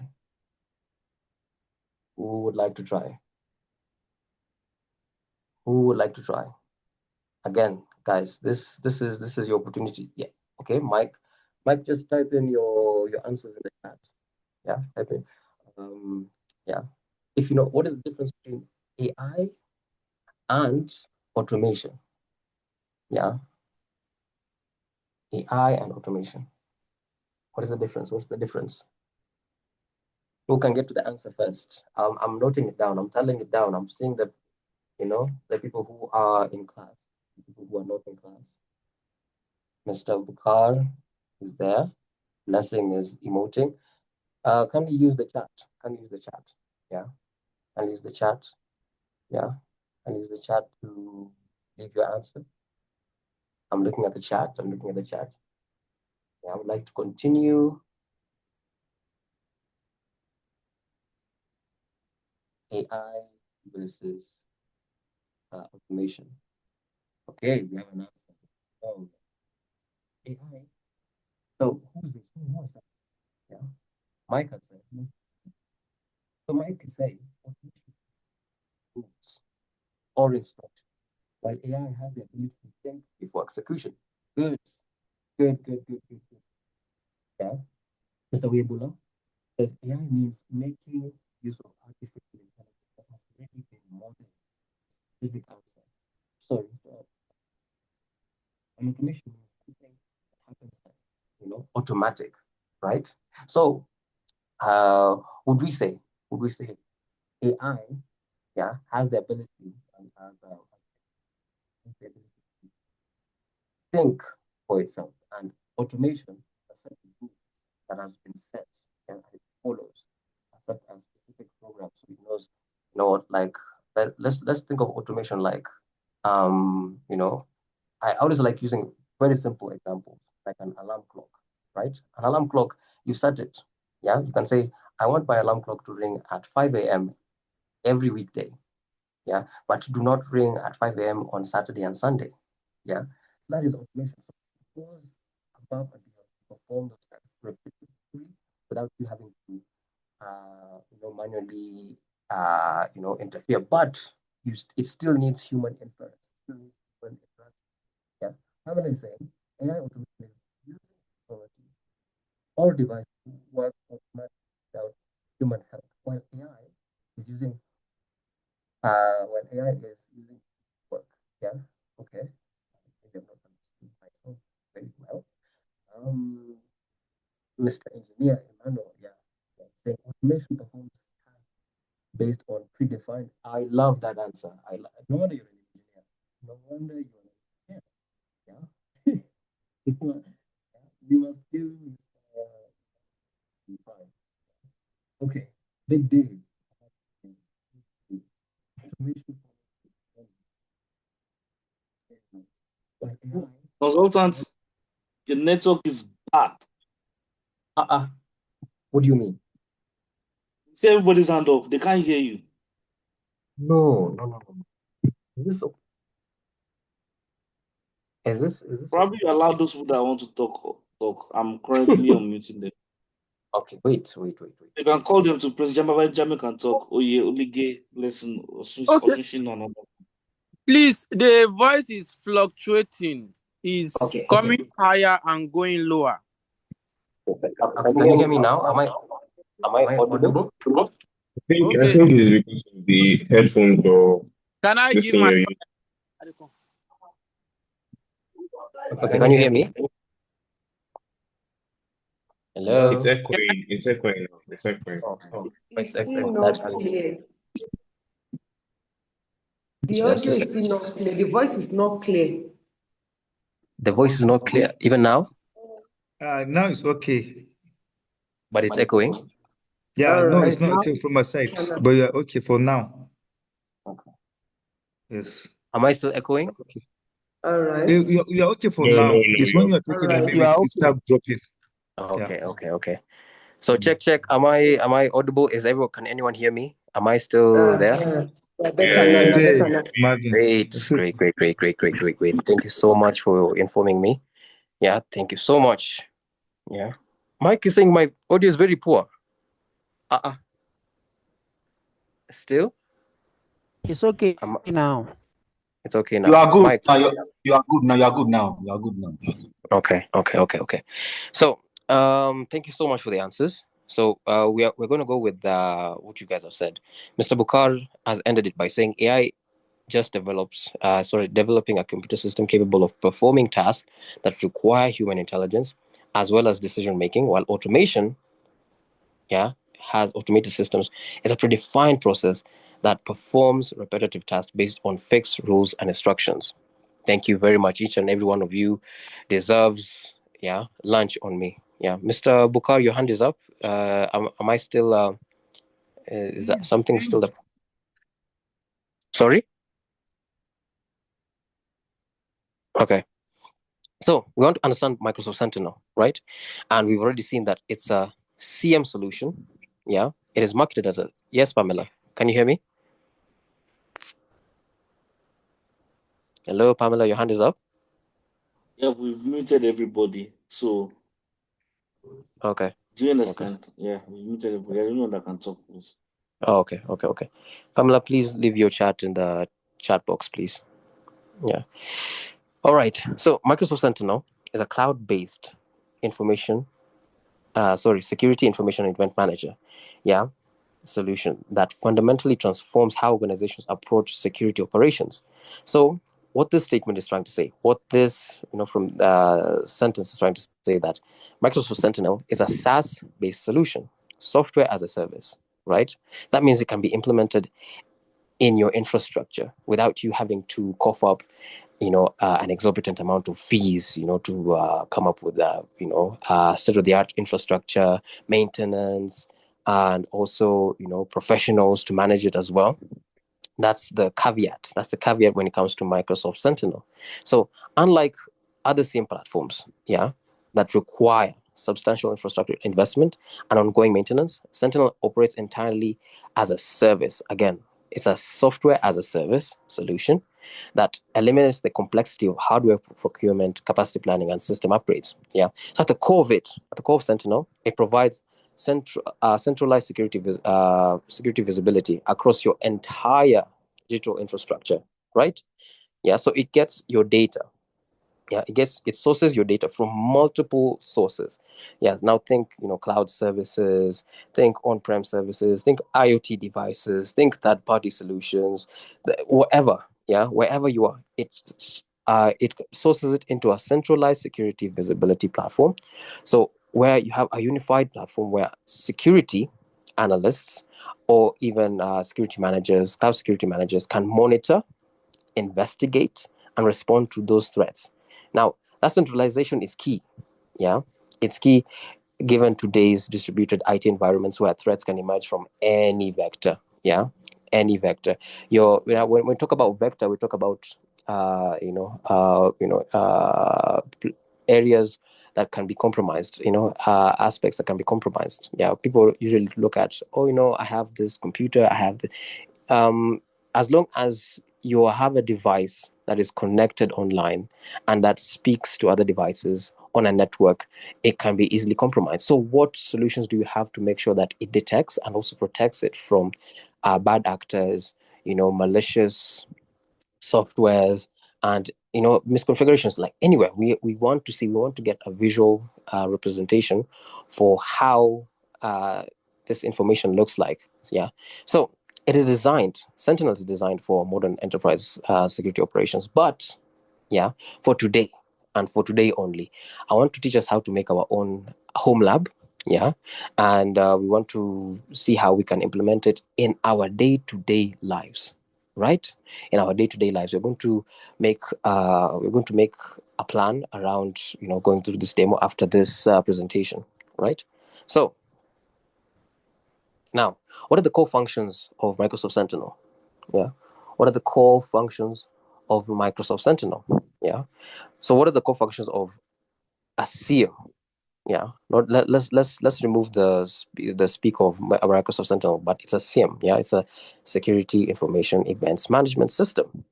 So it detects cyber threats. It uses advanced analytics and machine learning models and threat intelligence logs to identify any malicious activity across your entire environment, and it has detection capabilities across a large scale, to analyze millions of events, even false positives, so that you can get to see where the problem is, what is the problem issue, and then we get to investigate. Think of a CM as your favorite, detective show. You have your staring guy who's like, okay, there's this crime that has been committed. That is the cyber threat. We want to see, like, there's been a series of thefts somewhere around here, and they've called Mr. Whoever. This is your fantasy. We want to look at how we're going to investigate those security events. So now, when those threats are detected, you as the investigator, you've been provided a myriad of tools, many tools, investigative tools, to look at the times that they've occurred, and visual timelines, how these entities are related to each other. How integrated threat intelligence works to give you a much more holistic view of how these threats work. And then you remove the word analyst. As an analyst, you can quickly understand the attack scope and identify affected assets and trace the attacker's movements. You see, now we're getting to the the mid part of the movie where we're like, okay, now we have clues. We're getting clues. Now we're going to respond. We're going to respond and remediate against those attacks. Now that we found, okay, there's been a couple of thieves around here. We want to respond. We want to look at the capabilities that we have to combine automation with us in mind, our analyst driven actions. So we have automated playbooks, which is one of the larger roles that Sentinel has when it comes to its core function. Automated playbooks to handle routine remediation tasks, while security teams, you can say CyberGs, retain control over complex decisions. So this hybrid approach will accelerate our response times while maintaining complete oversight. And then one special thing about this is that we have near real-time visibility, NRT. Near real-time visibility. So when we talk about near real-time, it's not instantaneous, but we have minimal latency. So the moment a security event happens and it has been processed as well, we get an alert right there and then. After we've already figured out, okay, this is a true positive. Not a false positive, not a false negative, but this is a true positive. There's something happening. So it provides near real-time detection and visibility. So the speed is crucial for identifying and containing threats before they can achieve their intended objectives or even spread across your network. Yeah. Check. I want thumbs up. Do we understand? Check. Until that point, are we? Ezekiel, thank you so much. Simon, engineer, yes. Adam, are those the only students that I have in class? Thank you, Dorothy. Who's this? King Josiah. Wonderful. Mike, where are you? Yeah, Oshikoya. Anita, thank you. Peter Abdullahi. Yes. Francis, Mr. Fees. I love it very much. Big Dave. That name, I need to change my name to Big Marvin. Joseph. Yes. Now we can go on. Yeah, Damilare, thank you so much. Yeah. Okay, wonderful. So we want to look at its architecture. Yeah, we want to look at its architecture. Yeah, what do we mean by Sentinel's architecture? Yeah, what's so special about it, right? So Microsoft Sentinel is built on the foundation of Azure services. Yeah, and this one major thing that you need to understand. Yeah, Sentinel will only work on top of Azure's log analytics workspace. That's how you're going to get your information. That's how you're going to get your data. Yeah, it works on top of Azure Log Analytics Workspace to serve its core engine. Yeah, that's the core engine. Yeah, the workspace acts as a central repository. That's what I'm saying. Like, for us to get our data to mean anything, it has to go through the log analytics workspace for it to be processed and for it to give us meaningful information. It turns data into actionable information. Yeah. So where all of our security data converges from log files, security events, threat intelligence, custom data streams, all flow into that unified storage and processing layer. Yeah, and it has 4 special things. The log analytics workspace. So it has a centralized log collection. So in Sentinel, we have this thing called a data connector. Yeah, a data connector. Now, this is another major key step, but and let's say in terms of workflow. Yeah, in terms of once we set up our environment and we want to start getting readings, we look for what we call a data connector. So a data connector is the key part where it ingests. So it looks at hundreds of different sources. So a data connector is sources of data. Yeah. So you look at GCP, you look at Red Hat, you look at Linux, you look at Azure, all the places that you want, Windows security events. All those are data connectors. Yeah. So it has a diverse log formats into a standardized schema that enables consistent querying and analysis. Then number 2 is intelligent storage. So log analytics will provide a scalable, cost-optimized storage with configurable retention policies. Yeah, host storage enables fast queries for active investigations, while archive tiers reduce costs for compliance data. Then number 3, real-time monitoring. Yeah, you can guess real-time monitoring. Like, let's yeah, like I said, I like using real-world examples for you to understand. Real-time monitoring, imagine you are walking somewhere, you're walking to the market, and then you see an event happening. You see people chasing each other. You see maybe there's a small accident. That is real-time monitoring. Yeah. So now we take that example and we put it into Sentinel. So what are we trying to look at in Sentinel? So we look at the analytic rules, yeah, that continuously evaluate incoming data streams. So we are continuously evaluating the data that comes from the data connectors. Remember the data connectors that we had, and then correlating it with similar events. Who is this who's drawing on my workbook? Yeah, I am going to penalize you. Yeah, so correlating events across different sources to identify patterns indicative of security threats. And then lastly, the automated response. Now you see the key player here.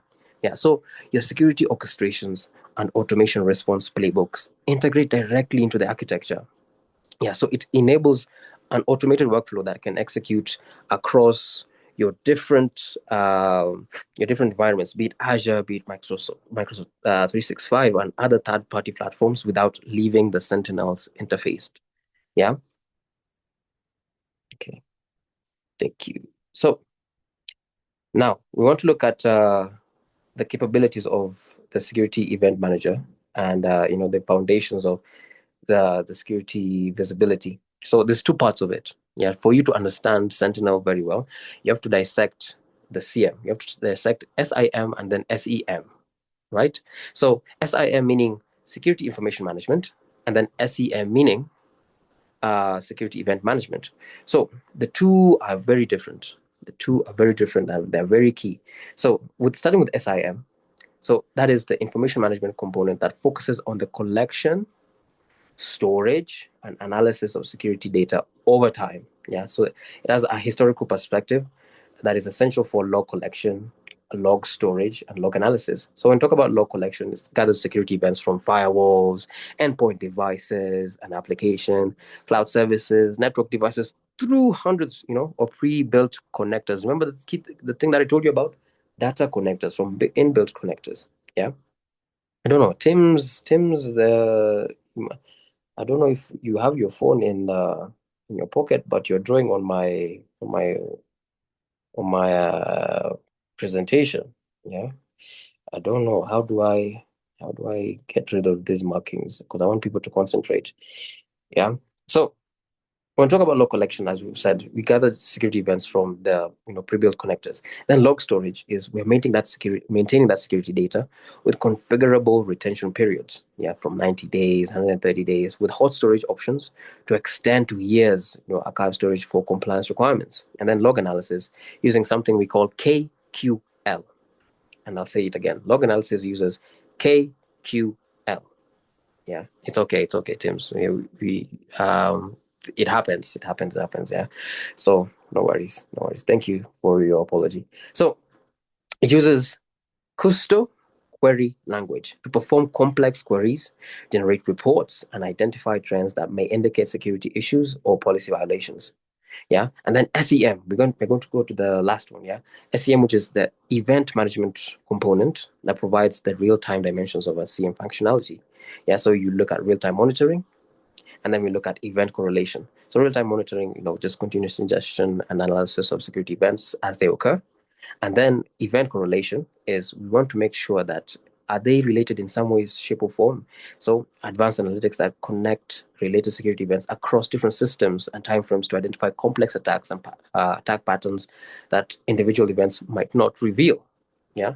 So with that being said, check to that point. Do we understand? Check.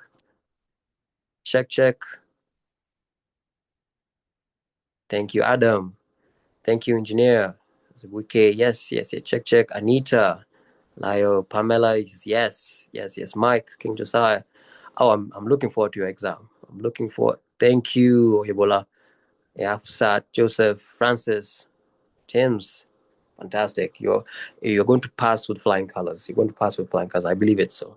Mr. Sani, thank you. Ezekiel, yeah. Damilare, Big Dave, Simon, Dorothy, Sheldon. Wonderful guys. Ramat, thank you so much. So next, we're going to look at, now we've looked at the CM purposes. Thank you, Coyote. Thank you so much. Now we're looking at the, what's it called? Thank you, Angela. Yeah, we're going to look at the SOAR, services. Yeah, and what does it mean for Sentinel? So when we talk about security orchestration, automation and response capabilities, Sentinel has a detection platform. Yeah, or rather has turned its detection platform into a complete security operations solution that, first of all, helps us, like right now, as I think Chidebere said, right now, as the world is evolving, we have the threat landscape is ever changing. Yeah, we now have AI. Based attacks. Yeah, and the thing with SOCs, there's usually alert fatigue. Yeah, you can't always look at the thousands of events that usually happen. Now, you have to make sure that what Sentinel does is it looks at the overwhelming alert volumes that analysts usually face, over hundreds and thousands of them daily.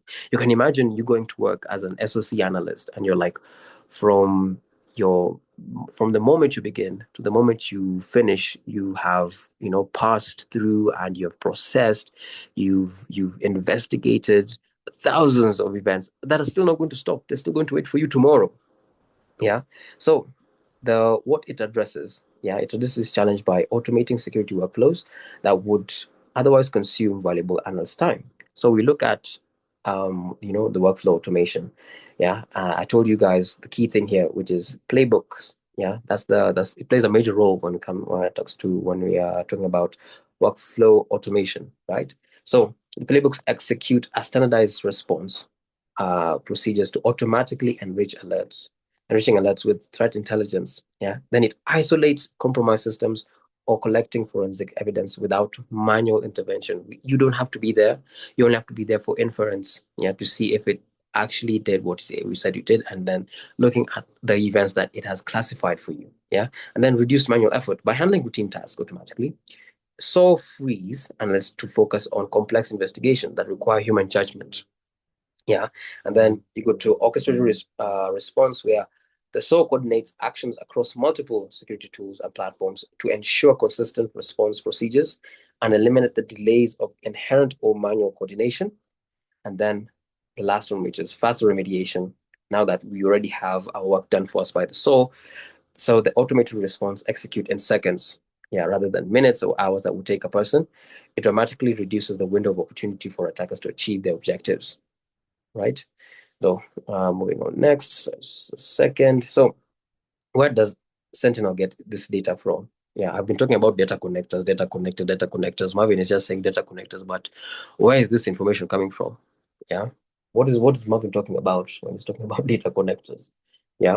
So we have Sentinel has a data ingestion method, that spans across public cloud platforms, on-prem security systems, network security devices, and custom data sources. So when we talk about data ingestion, so Sentinel's value as a SIEM solution is directly proportional to the breadth and quality of data it can analyze. So the platform supports an extensive range of data sources through native connectors, custom integrations, and standard protocols. And those are the ones that are listed below. When we talk about public cloud platforms, we talk about Azure services, to provide automatic visibility into Azure Active Directory, Azure Activity, storage, and compute. Then on top of that, in terms of multi-cloud services, we look at AWS, Amazon Web Services, GCP, Google Cloud Platform connectors to enable multi-cloud monitoring through CloudTrail or cloud logging ingestions. But what if we have infrastructure on premise? What if we have everything internally? We don't really rely on Azure. We don't really rely on GCP, AWS, Oracle, whoever. What do we do now? We now have infrastructure on ground, on-premise systems. So that is Windows security events. That's your Linux system logs, your Mac OS logs that flow through Sentinel's Azure Monitor agents, or legacy collectors. So your Active Directory, DNS servers, domain host configuration protocols provide a visibility into traditional infrastructure. And then if you have network security devices implemented across your network, like your servers, your proxy servers, your firewalls, your intrusion detection systems, your IPSs and your IDSs, and network appliances send logs via syslog, CAF, common event format, or vendor-specific connectors to Sentinel to read that data. Or if you have customer data. So we were talking about IoT, right? Now, sorry, not IoT. Yes, IoT, and also if you have there's platforms or softwares that you might need comprehensive security or visibility on. It uses REST API connectors to enable ingestion from proprietary applications, custom business systems, or any other service that can generate structured log data in JSON or CSV format. And then all data, regardless of where it's coming from. Remember when I told you Sentinel sits on top of what we call Azure Log Analytics Workspace. That is where our information, that's where our information is sitting. That's where our information is going to be centrally located, and that's where our information is going to be properly sourced. So, well, it's normalized, indexed, and made available for analysis within seconds, right? Sorry, there's a problem with my computer. Check. Are you with me before I go on? Check. Ezekiel, Kayode, Mr. Engineer Emmanuel, Blai, Wike, Simon, Ramat, Mike, Joseph, Prince, Dorothy, Abdullah, yeah. I don't see Big Dave, Adam, yeah, Angela, Shikoya, Francis, Anita, Damilare, Laimi, Lio, Matt, Peter. Thank you so much. Yeah, we'll be continuing on now. When we talk about playbooks and also incident response, where are we getting this information from? Thank you, Sunny. Where are we getting this information from? Why is it going to be actionable? Yeah, why should we even care? Yeah, that's because Sentinel has in its background a threat intelligence integration.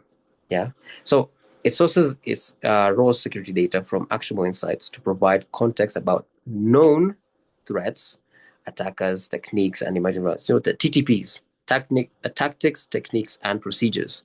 Yeah, so it integrates from multiple intelligence sources to enrich detection and investigation capabilities. We all know MITRE attack framework. We all know NIST. We all know, we have communities. We have CyberGs is a community. Yeah, when Mr. Yola, posts about, hey, there's this attack that happened in Kenya a few weeks ago. That is community-driven intelligence. That's security news. Yeah, so it's sourcing its threat intelligence data from multiple, not just MITRE or NIST and community. It has a lot of sources where it gets information from. Why? Because on top of the automation that it has its AI system that also teaches it. Yeah, it also makes it known that, okay, there's a series of events that have been happening, and we want to look at. Remember, we're talking about correlation. Yeah, event correlation. We want to make sure that this event that happened, is it related to anything that exists out there? Is there a pattern that follows? Right. So that's the threat. That's what we call threat intelligence integration when it comes to Sentinel. Now, the workflow. Yeah, we're getting to the very end of this. Yeah, the workflow. This is how we're going to work. This is how we're going to create our CM now. So when you access your CM, when you access Sentinel, yeah, first and foremost, yeah, we have to find data, because your CM is only as good as the information that it has. So you just can't have a security information event manager and have nothing, going through it. It has nothing to read, right? So over the week, you can see, please feel free to reach out to me or any of the CyberGs consultants, but reach out to me so that we can do this together during the week, and I'll try and make myself available. We can have a session. Now, what I'm talking about is I took the time to give my environment data to use. Yeah, so I had to put in a VM, I had to put in other different resources, so that it was going to get it sourced from somewhere. We're going to get our information from somewhere. So first things first, when it comes to the workflow, we have to find data. So that means we're collecting data. So data connectors serve as the entry point for security information with, again, over 100 connectors to support custom integrations. So Sentinel can ingest it from virtually any security related relevant source. And then number two, we're going to see, usually takes some time. So I don't really count on when we're making our home lab right now that people are going to hack you.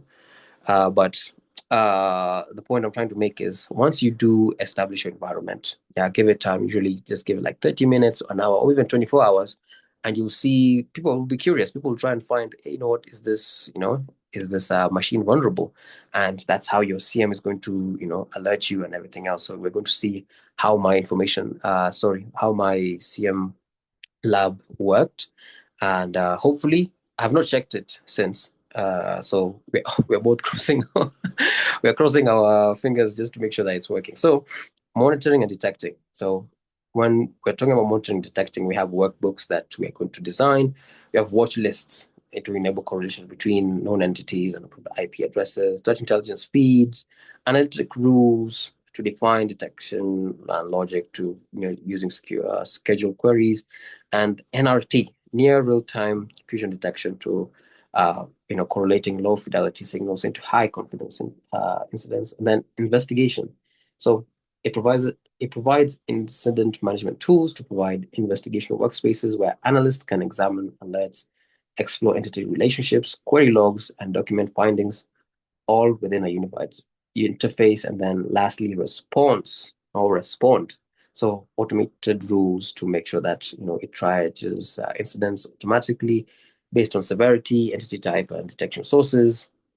Remediation playbooks to execute response workflows that can span across Azure, Microsoft services, and third-party tools, right? And we come to the end of how Sentinel operates. So Sentinel operates on RBAC, role-based access control. So it makes sure that the different entities that it has. So the Sentinel reader, Sentinel responder, Sentinel contributor, and playbook operator function across the different roles that it has been assigned. So for different scopes, subscriptions, resource groups, individual workspaces, it's to enable organizations or individuals to implement principle of least privilege while maintaining operational efficiency. So when we talk about Sentinel Reader, it only provides read-only access to Sentinel data, workbooks, and incidents. And with the reader, you can view a dashboard to examine incidents and run queries, but you cannot change analytic rules, or execute. You can't write. Basically, that's what I'm trying to say. You can't write, neither you can't execute. You have read, write, execute. So you can only read when it comes to Sentinel Reader. How about Responder? When we talk about Sentinel Responder, we can manage incidents and security events, including updating incident statuses, assigning ownerships, adding comments, and changing severity or classification. So responders can perform investigation activities and coordinate response efforts, but cannot modify detection rules, right? Then Sentinel contributor, which is to create and manage detection rules, playbooks, and workbooks. So as a contributor, you have full control over the Sentinel configuration, including the analytics rules, automation rules, data connectors, and threat intelligence. So this role is appropriate for security engineers and architects who design and tune the security monitoring environment. And then lastly, your playbook operator, run and manage automated playbooks without the ability to modify their logic. So operators can execute response workflows, monitor playbook execution, and troubleshoot failures while ensuring that automation logic remains protected from inadvertent changes during incident response. And with that, we go to our demo. So check.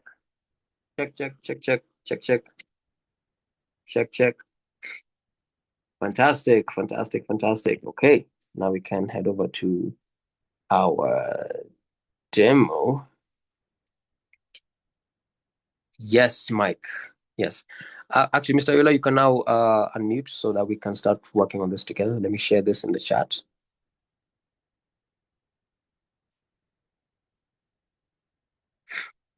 Kindly proceed, please. Everybody's unmuted. Okay, I'll share the link of what we're supposed to do. Yes, Mike, you had your hand raised. Yes, please. Thank you so much, Marvin. I appreciate the lecture. Two questions quickly. One, how does the, talking about the source of data, how does Sentinel validate the authenticity of the data source? Okay, that is using to, that's one. Number two, what about false positive when it comes to its operations? Sorry, I didn't get that last one. Did you get that? The last one. False positive. Yeah. How does it manage false positives? Okay. Thank you so much for your questions. So so the first one is, how does Sentinel validate the data across the data connectors that we have, right? And then how does it also go through, how does it manage false positives? Thank you. Yes, please. Yeah. So when you talk about, sorry, who's this? Did someone raise their hand?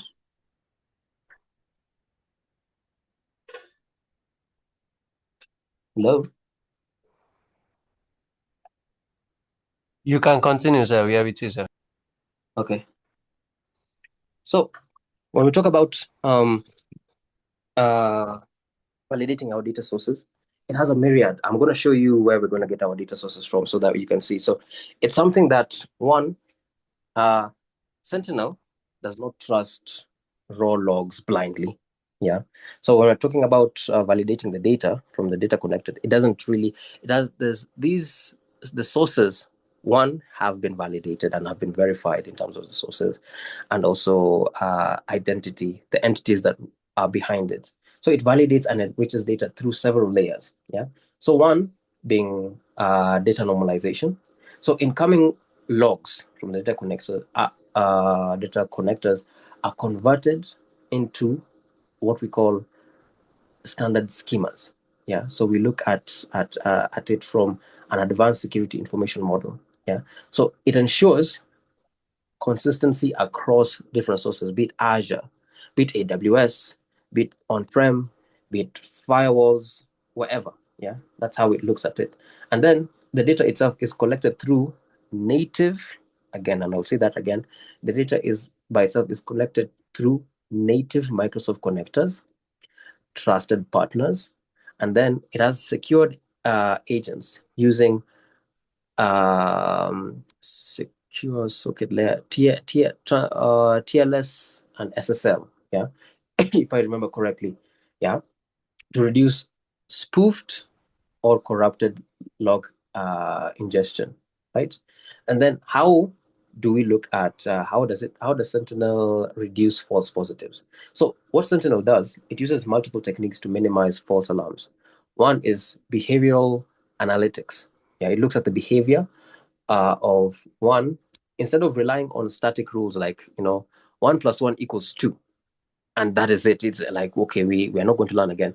So it learns a normal user's behavior or device behavior. If it knows that Mike usually logs in, this is his account, these are the rules and permissions that he has, it only flags it as an anomaly if you veer away from your habits, or rather your behavior. Two, when we're talking about what's this thing called? There's an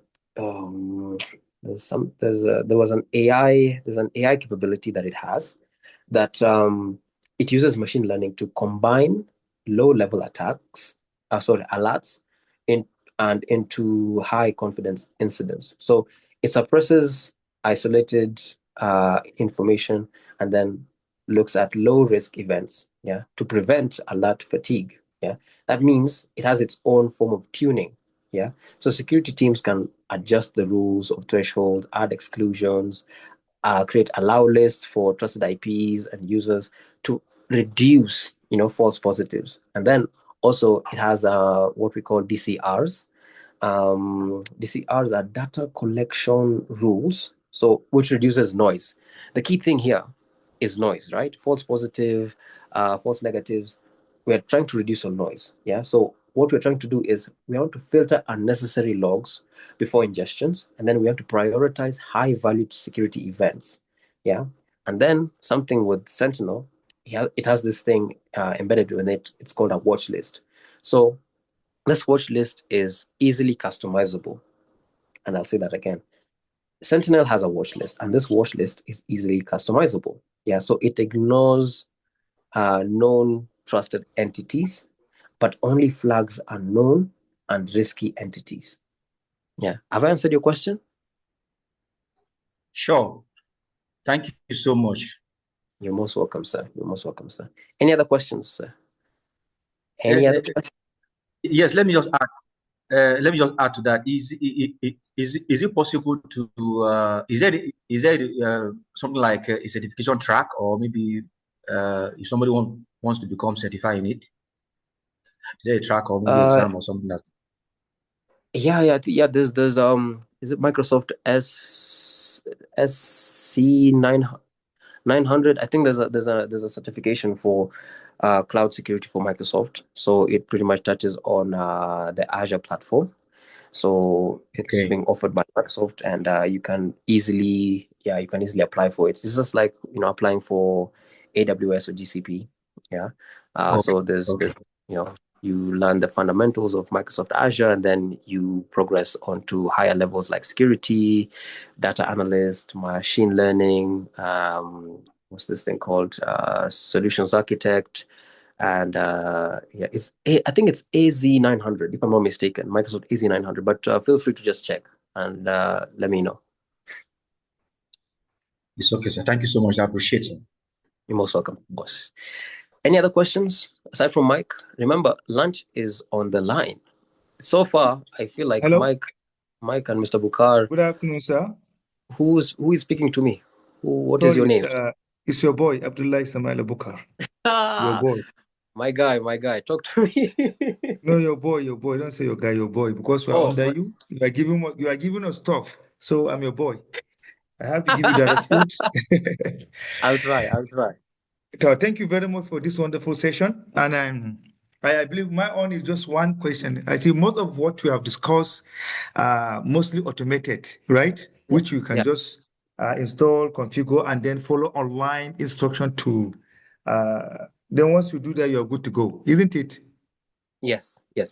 But also, a key thing to also understand is that what I was saying, yes, you can have Sentinel provides you a wide array of functionality and features, and it has a lot of capabilities to do a lot of it's virtually very powerful.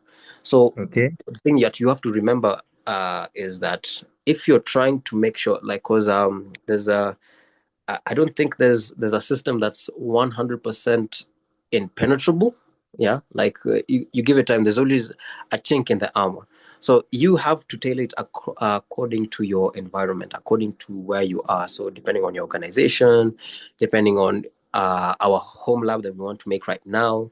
So you have to just train yourself. There's different. It gives you more function, especially to be more granular. So there's places where you can add queries. You can run your own playbooks. You can add your own tags. You can add your own rules. You can add your own analytics rules as well, and automation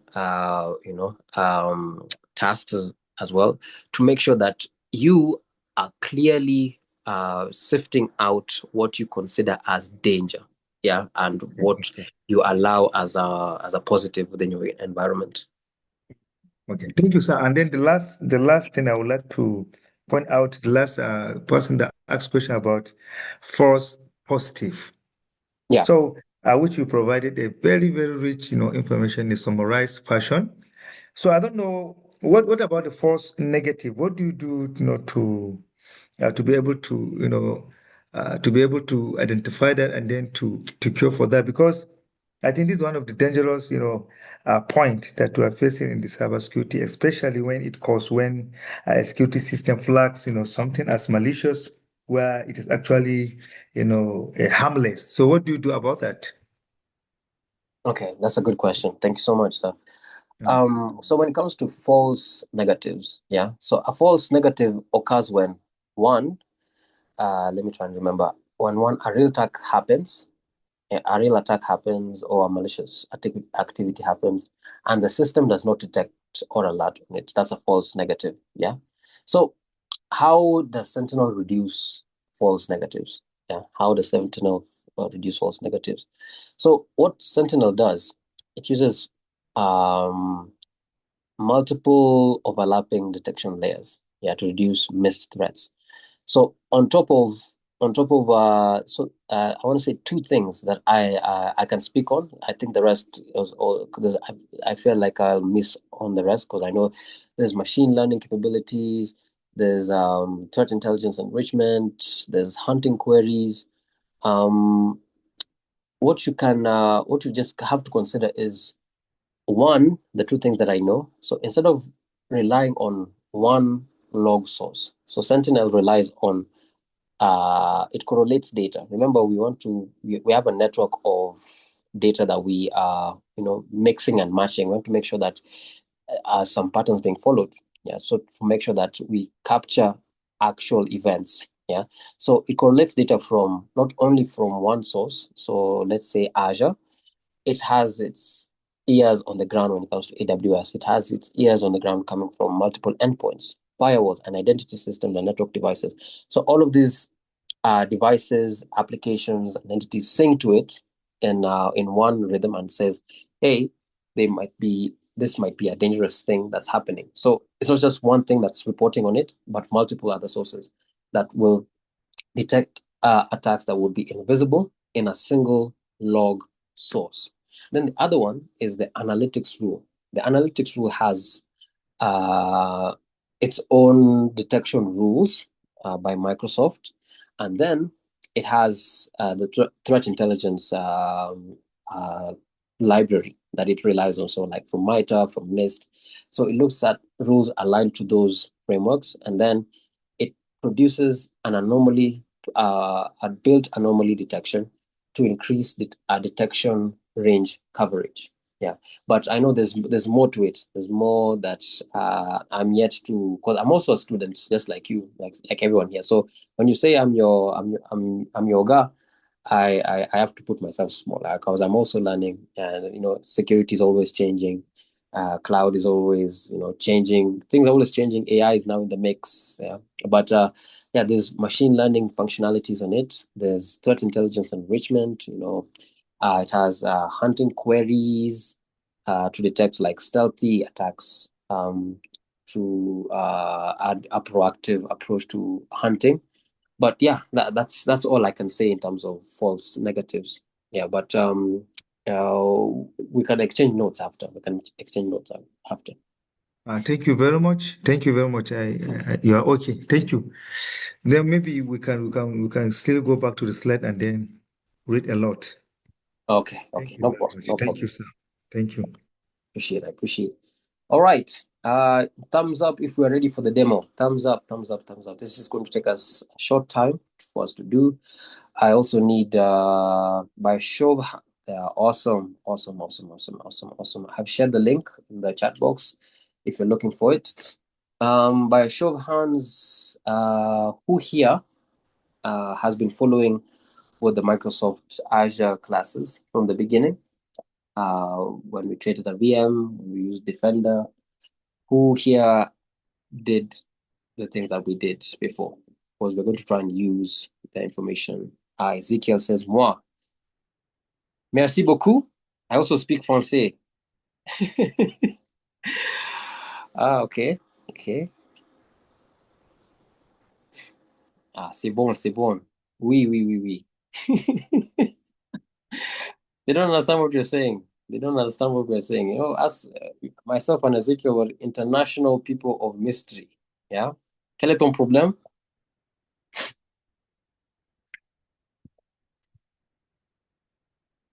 Anyone? Sir, sorry, sir. You say you dropped something on the chat box. Yes, I did. What is that, sir? Sorry. Let me send it again. Let me see. Okay.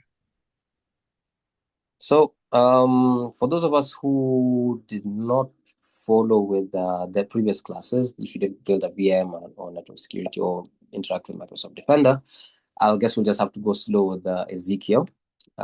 So let me know, thumbs up if you have opened the shared link that I just put in the chat. Thumbs up if you have. Yeah, thumbs up. Do you have an account? Is it ready? Yeah, Dorothy is ready. Who else is ready? I know Ezekiel is ready. Engineer Emmanuel is ready. Please make sure that you have an account with Azure. Yeah, Anita is ready. Naim is ready. Ezekiel is ready. Yeah. Who else?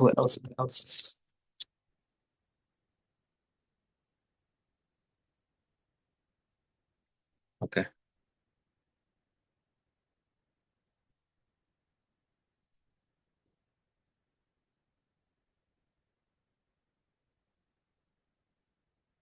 All right. I think we can begin because of interest of time.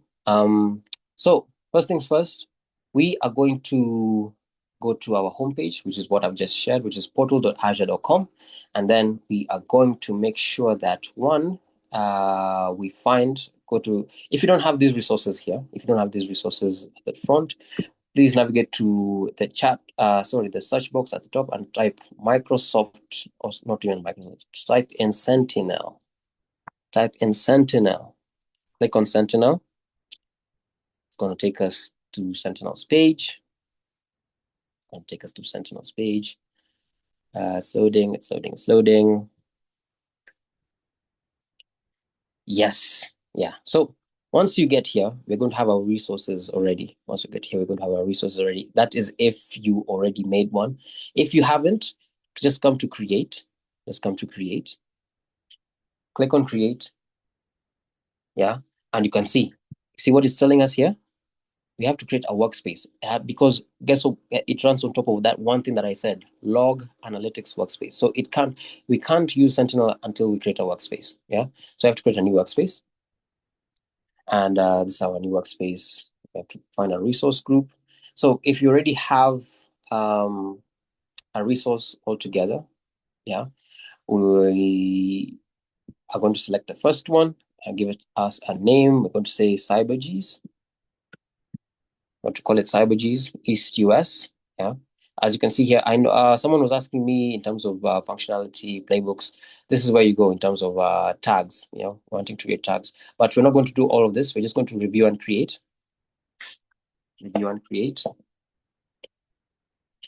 So it's going to validate our request to create our log analytics workspace. So validation has passed, and then we can create it now. And it's going to take some time, but it's going to reflect. On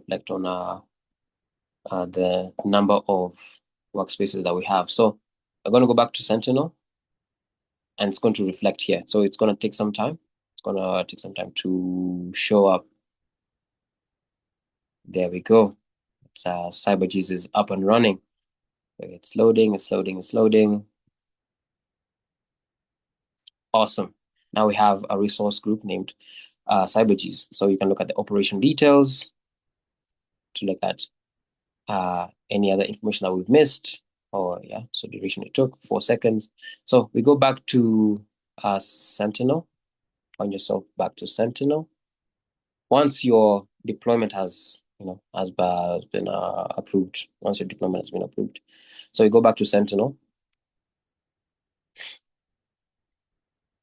It's supposed to be here. It's going to call itself CyberGs. It's going to come up.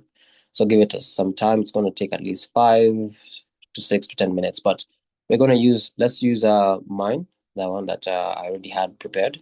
So this is what I was telling you guys about in terms of the information that it has.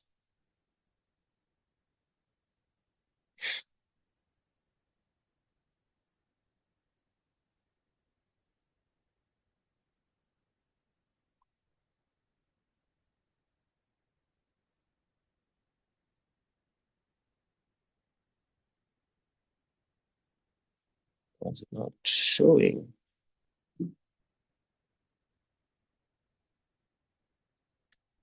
Okay. I don't know why it's not showing my information, but don't fret. This is normal. You just have to go to the Defender portal.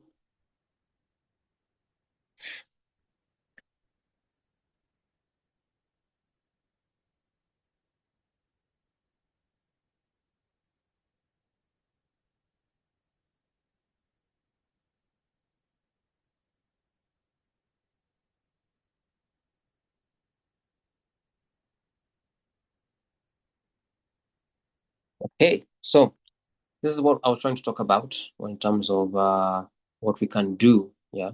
So this is where it's going to feed us our information. Yeah. This is where we're going to get most of our information from. So we have 25 active. I don't know why I was not hacked. I was really hoping to be hacked. Yeah. But this is the centralized place that I was telling you guys about. So you have your Sentinel automation page where you can configure automation rules. You have your Sentinel data connectors, which I'm going to take you guys through just in a bit. You have your ITDR deployment health for your Defender, Android ID, everything, other resources. You have your security score as well. You have your data compliance, the users, if you've declared users, and you're also threat intelligence. You see it's getting sources from OSINT. It has weekly updates as well. So you're always in the know when it comes to threat intelligence. Then no active incidents. I swear, I think I have incidents. I don't know why. Hold on, guys. I don't know why it's not showing. Because I remember yesterday, I hadn't checked it today, but I remember there was some few settings that I had made. I made 25, really? Okay. Anyway, this is not going to stop us. So first things first, we navigate all the way to Defender if you've already made that change. So we logged into Sentinel. We created our workspace, yeah, and then these are the resources that we have, yeah, the resource that I made yesterday. So now when we are talking about the resources, this is where we're going to source our information from. So usually it's always available here, but you can see it has indicated this page has been moved to the Defender portal for optimal and unified security ops experience, but it usually appears here, yeah, sometimes under default settings. So today it's telling us we need to open up Defender on the new tab, which is here. Hello, So, sir. Sorry, sir. yes, Hello. boss. Yes, boss. I'm Yes. sorry. Actually, we are a little bit fast, but we are following because I now discover something. It's now that I log in. Okay. So, Okay. but what is telling me? So I'm sorry. What is telling No me now problem. say welcome to Microsoft Azure, Yeah. and then he now said start tour or maybe later. So I don't know. Is it the start tour I'm supposed to click on or what? No, just say later. You can start your tour here. You see where I'm highlighting? You can Where? toggle it for later for your own practice. You can just come to Oh, the okay. question mark sign and practice. Okay. But it will lead Okay. you to this area. You're going to come to this Okay. homepage. Yeah. Okay. So now it means I can say maybe later then that says start with an Azure free and other thing. So okay, I'm okay. Okay, I got it. Okay. So services, a lot of things, a lot of sport there. SQL database, storage account, all these things. Am I on the right Yes. track? Yes. Okay. You're on the right track. So Okay. you'll have to come over to Sentinel. Do you see my screen? Yeah, I'm seeing your screen now. Yeah. Now, if you don't have Sentinel here, kindly come Okay. to the search box and type in Microsoft Sentinel. You'll find it like here. Oh, You'll find it there. okay. And Okay. once you click on it, it's gonna take you to the Sentinel page. Okay. Sorry for taking you back. No problem. No. It's my duty. It's my duty, and I enjoy learning as well. So, here we are. It's gonna take you here. So it's going to help us create a workspace for us. So for me, right now, also in the interest of time, I just want to use the ones that I created yesterday. But you can create your Okay. own workspace. Okay. Okay. Workspace. You see here we have CyberGs here, right? And then we Okay. Okay.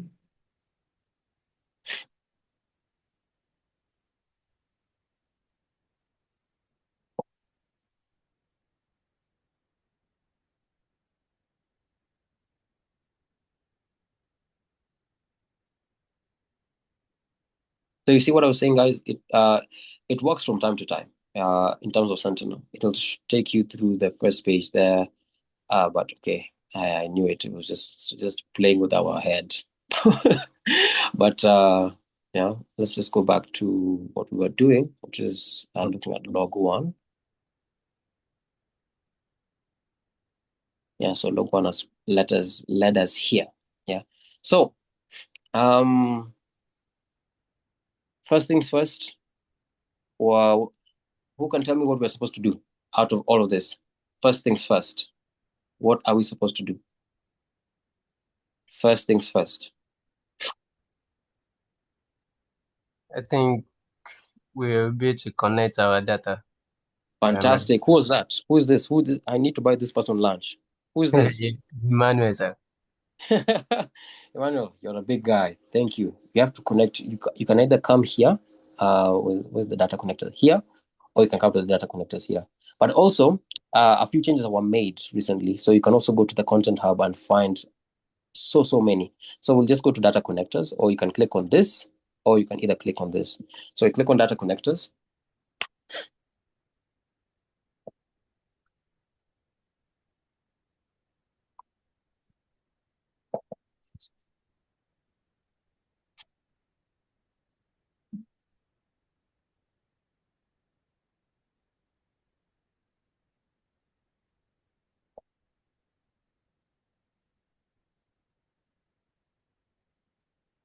So you can see here, I already have a data connector connected.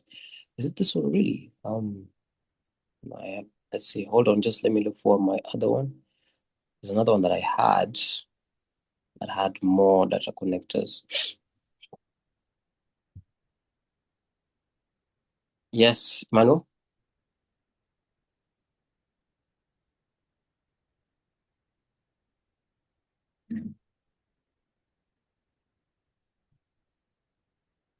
Okay, if you can't find your data connectors, kindly just navigate to the content management.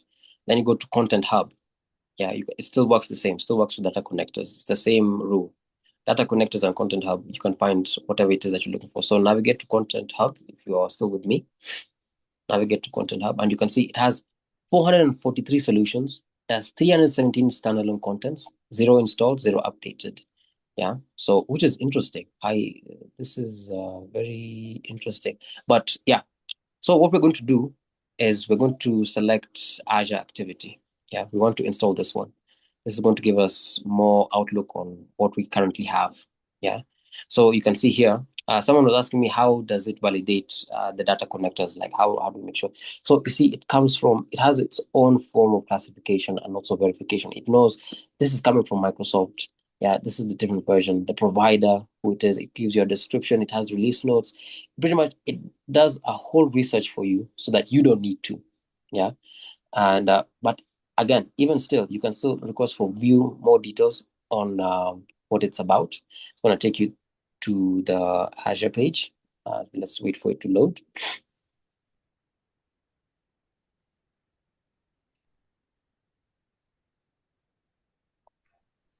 Do we have an open source version of this one? Open source version of what exactly? The CIM. I mean, I think there's open source solutions of other CMs, yeah, that exist. Yeah, it's just a matter of research. Or why do you ask? Why do you ask, sir? It would be very nice as an upcoming professional to have such a tool under your belt. Thank you. Yes, it is.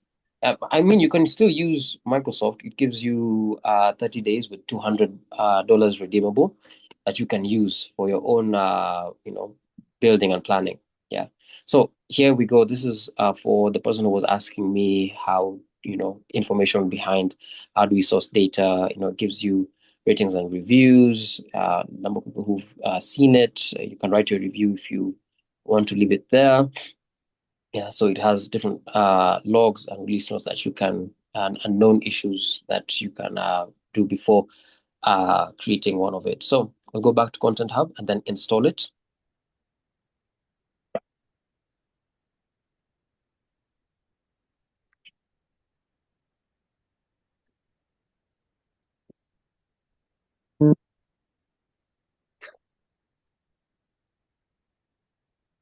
Yes, Mr. Yola. Okay, thank you very much, Marvin. For the person that requested for open source SIM, you understand? So the person can look up for Elastic SIM, ELASTIC, Elastic SIM. Do you understand? It's an open source SIM that you can integrate your any of environment. So you can proceed. It's me, Prince from Ghana. Thank you very much. Okay, I'm hello. great. Yeah. Okay. So you can use Elastic. Elastic is very easy. There's tutorial, there's everything that you can find apart from Microsoft. So thank you. Thank you, sir. Okay. So under Azure Activity, you see it has multiple resources and solutions that we have. It has a spacious number of resources, a special subscription to another tenant. So these are the safeguards that it has within it, so that you don't have to look left or look right when it comes to the data that you are trying to find. So this is how we've already installed it. It's working on the backend. Then now we just have to look at we have to, for you to find out if it is managed, you'll have to click on it again, then come back to manage. You can see here it's called manage. So we'll open manage.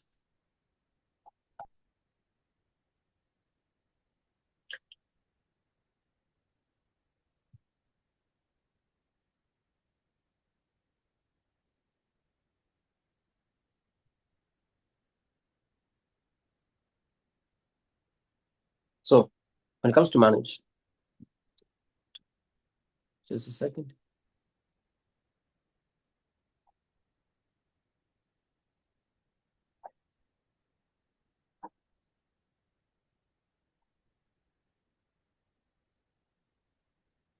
Yes. So let's going back to manage. Whoops, I think I've done something wrong. Azure Activity. So when we talk about manage, right, we're looking at the different solutions that we have, right? So here you can see it has one item uploaded to us. We can click on each and any one of this that can give us more information about it. But the moment you click on Azure Activity, like you click on it,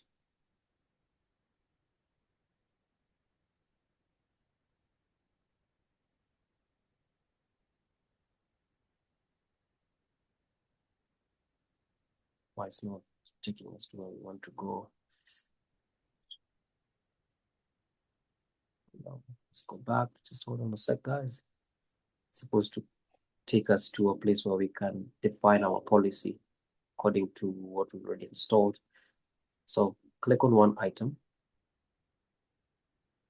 So you see here, it gives us a number of activities of what has happened since we, developed our SIEM. Yeah. So, but this is the area that I was telling someone about, that you can launch your Azure Policy Assignment Wizard, where it's going to run on top of the parameters. Yeah, will run on top of log analytics. Yeah, from a drop-down list, and you'll apply those policies. That's it. Let me just show you. Yes, Mr. Ayok, you're saying, oh, okay, you had a. Hello? Okay, it's okay. I'm good.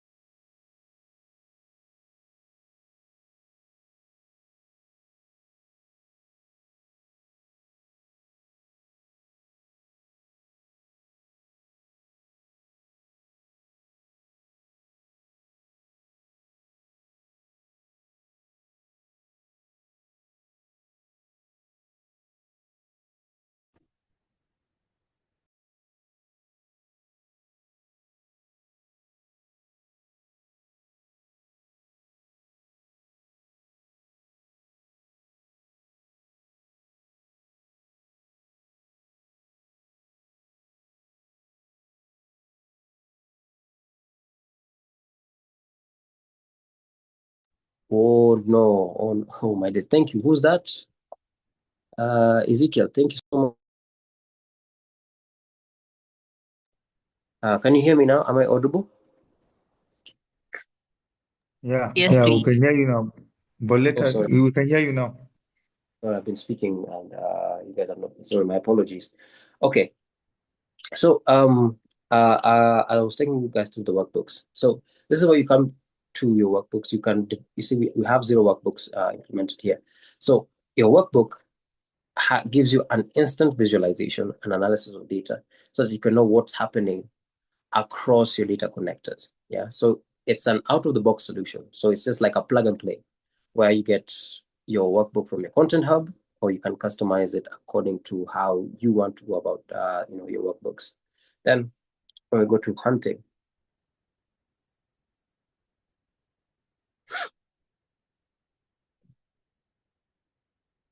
so when we talk about hunting,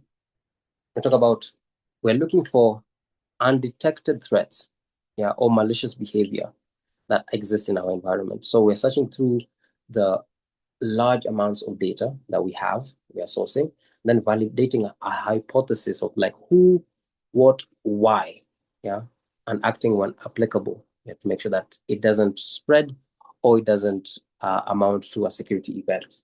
Yeah, check.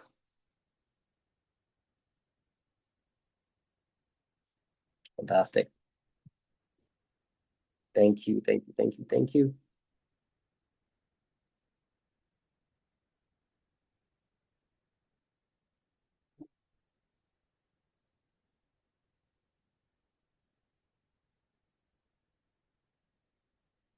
Okay, check. Fantastic. Okay.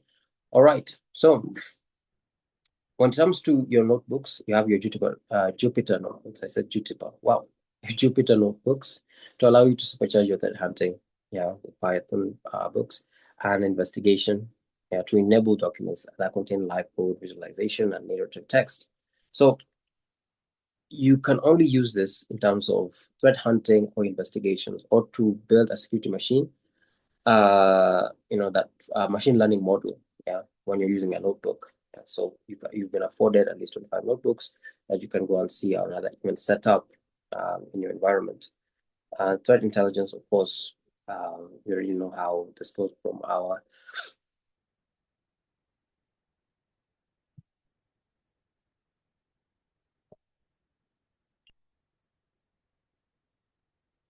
So as you can see, no threat intelligence data has been found in our workspace, which is disappointing. I was really hoping that someone had hacked into my workspace.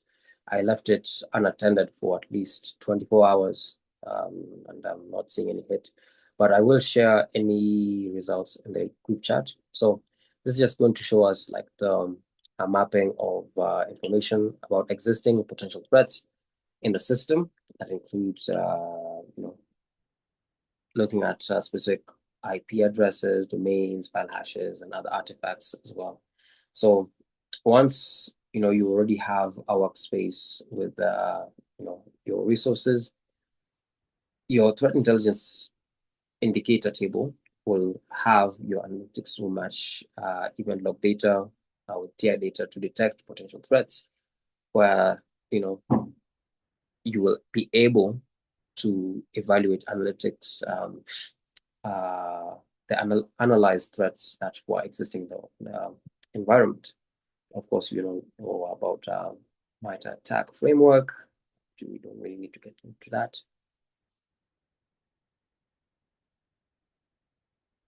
So we all know about the MITRE ATT&CK framework. We know how it works. We know how we can use this to say, what we've noticed, brute force. That's a technique. We noticed account discovery. Multiple features. So you have it here. So you don't really need to go to MITRE ATT&CK framework. You already have it here. You can pretty much look at multiple entities when it comes to MITRE ATT&CK framework, from initial access, execution, persistence, privilege escalation, defense evasion, credential access, discovery, lateral movements, command and control, concentration and impact, for you to come up with your own playbook, runbook, and also analytic rules. So you can say, hey, you know what, I want to look at any incident that has this marking when it comes to my environment. Yeah. So there's something I wanted to show you, but since it's not even sourcing my data, where do we even get it? Just a second, guys. We'll go to home, and then go to image.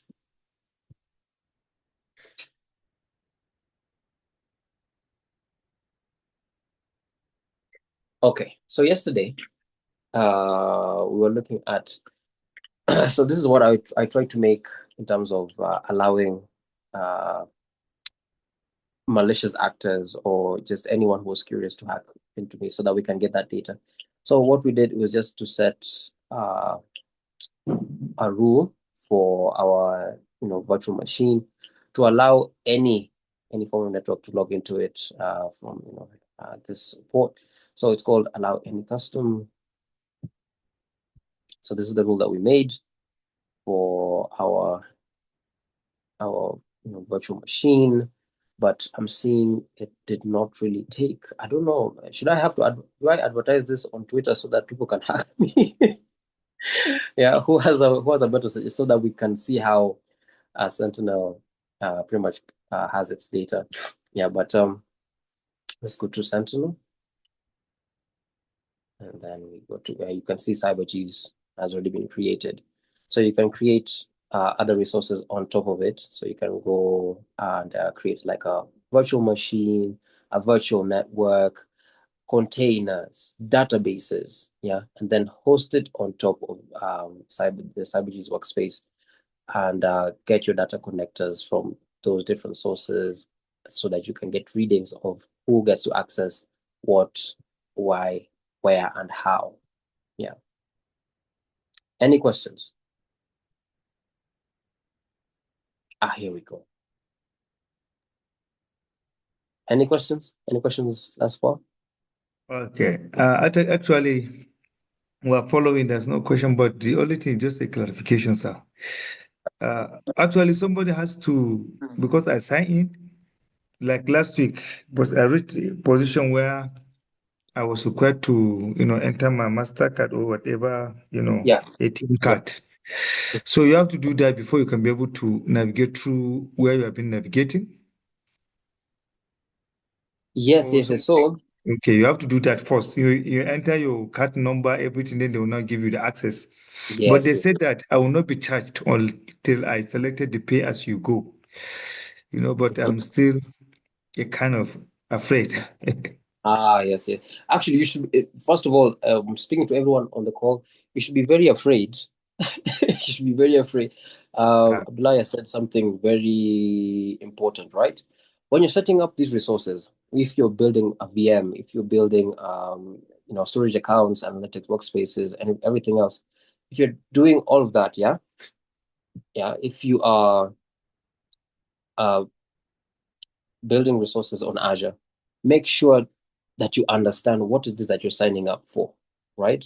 So someone like for instance, there's a VM that I was trying to create for, where is it? There's a VM that I created, and it literally wrote to me that it's gonna have to charge me $100 a day.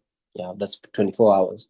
Yeah, so try and find something that works within your budget. I'm not saying that's gonna charge you, because right now we are working with we're working with the credits that we've been afforded by Azure for 30 days. And within those 30 days, you've been afforded $200 to use. So you get to use however much you want to use. But as a key thing that you guys should take home is when you're linking your card, please make sure that you don't have finances on it. I put my card that has 100 shillings. But 100 shillings is not going to amount to $100 or whatever. So even if it passes, so and I also have markers. I have there's a billing setting. There's a setting where you can go and check your billing, and it also shows you on like how much you're currently using through.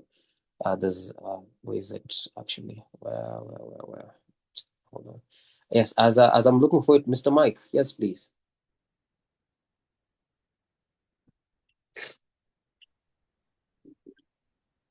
Thank you so much, sir. Yeah. Okay, so I'm just thinking, is it possible for Sentinel to gather information behind a VLAN or an ACL? Probably the resources is behind these two, as in VLAN and ACL. Can Sentinel, interact with those systems irrespective of the VLAN and ACL? I'm just thinking. Yes. I don't know if. Yeah. Yes. So let me take us back through our presentation. So you have a comprehensive data ingestion. Based on the on-premises and network security devices. Yes. So you have multiple data ingestion sources when it comes to Sentinel.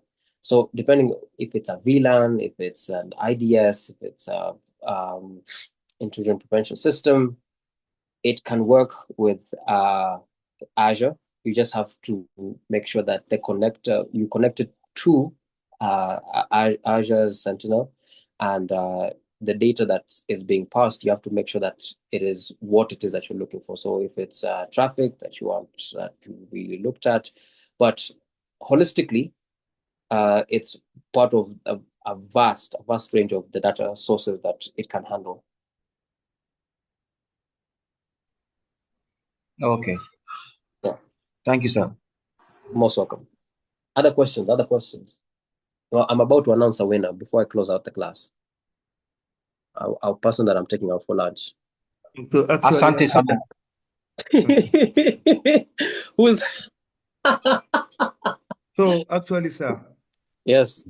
So what you are saying now, actually, I have to put the card number that doesn't have money, then I can go, ahead to navigate through all the environment you navigated.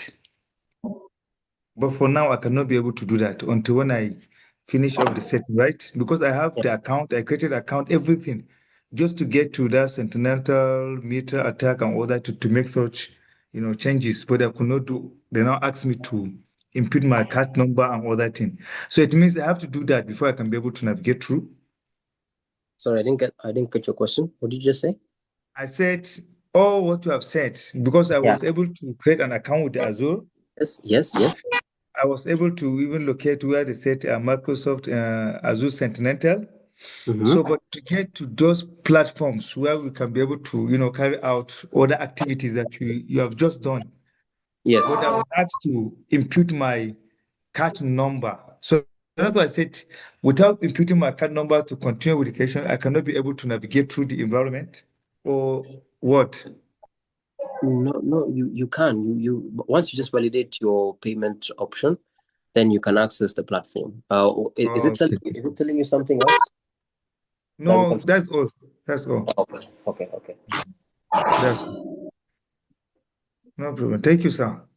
You're most welcome. Yeah. And with that, I'll say thank you very much, everyone, for joining us today. It's been an interesting class. I really wanted to be hacked, which is a weird thing that coming from a security consultant. I really wanted to be hacked so that we can get to see the incidents being managed and how Sentinel works. I prepared a number of resources that were supposed to work in our favor, but turns out we didn't get any traffic from it. But don't fret, which is why I said we can use the coming week after your exams. We can use the coming week to work together. Those of us who are interested, please reach out to me or Priscilla. Just say, hey, we just want to go through Microsoft Sentinel again, so we can have at least a session, one last session where we can now get to see how Sentinel works. Or rather, not works, but how the data is sourced properly. I think you can drop your contact number, your WhatsApp number, so I can get across to you. I don't know. Your contact, so that I can contact you after the class. Okay, no problem. I put it in our group.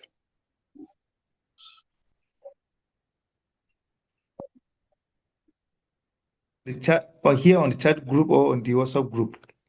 Let me just put it here.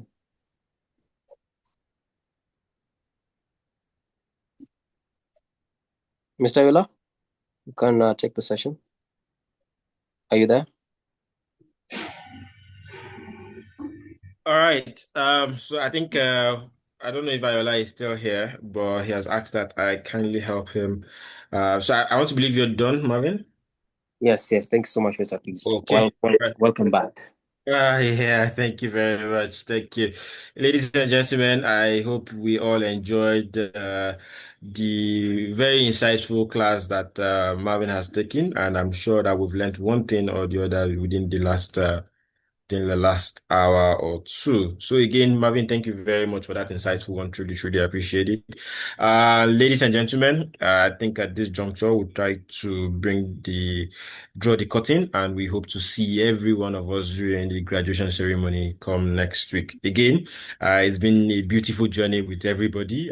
We've gathered experience, we've learned one thing or the other with each and every one of you. And of course, it's something that we will not forget easily.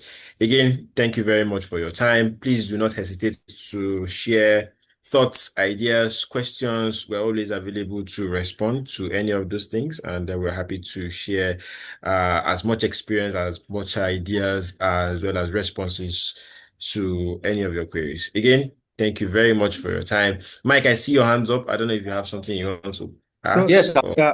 After Mike, I would like to say something, please. After Mike, sorry. Yes. Okay. All right. So thank you so much. Let's take two. Mike first. Is this Mike? Yes, it's right, Mike. It's Mike. Family, please. Yeah. Thank you so much, Hafiz.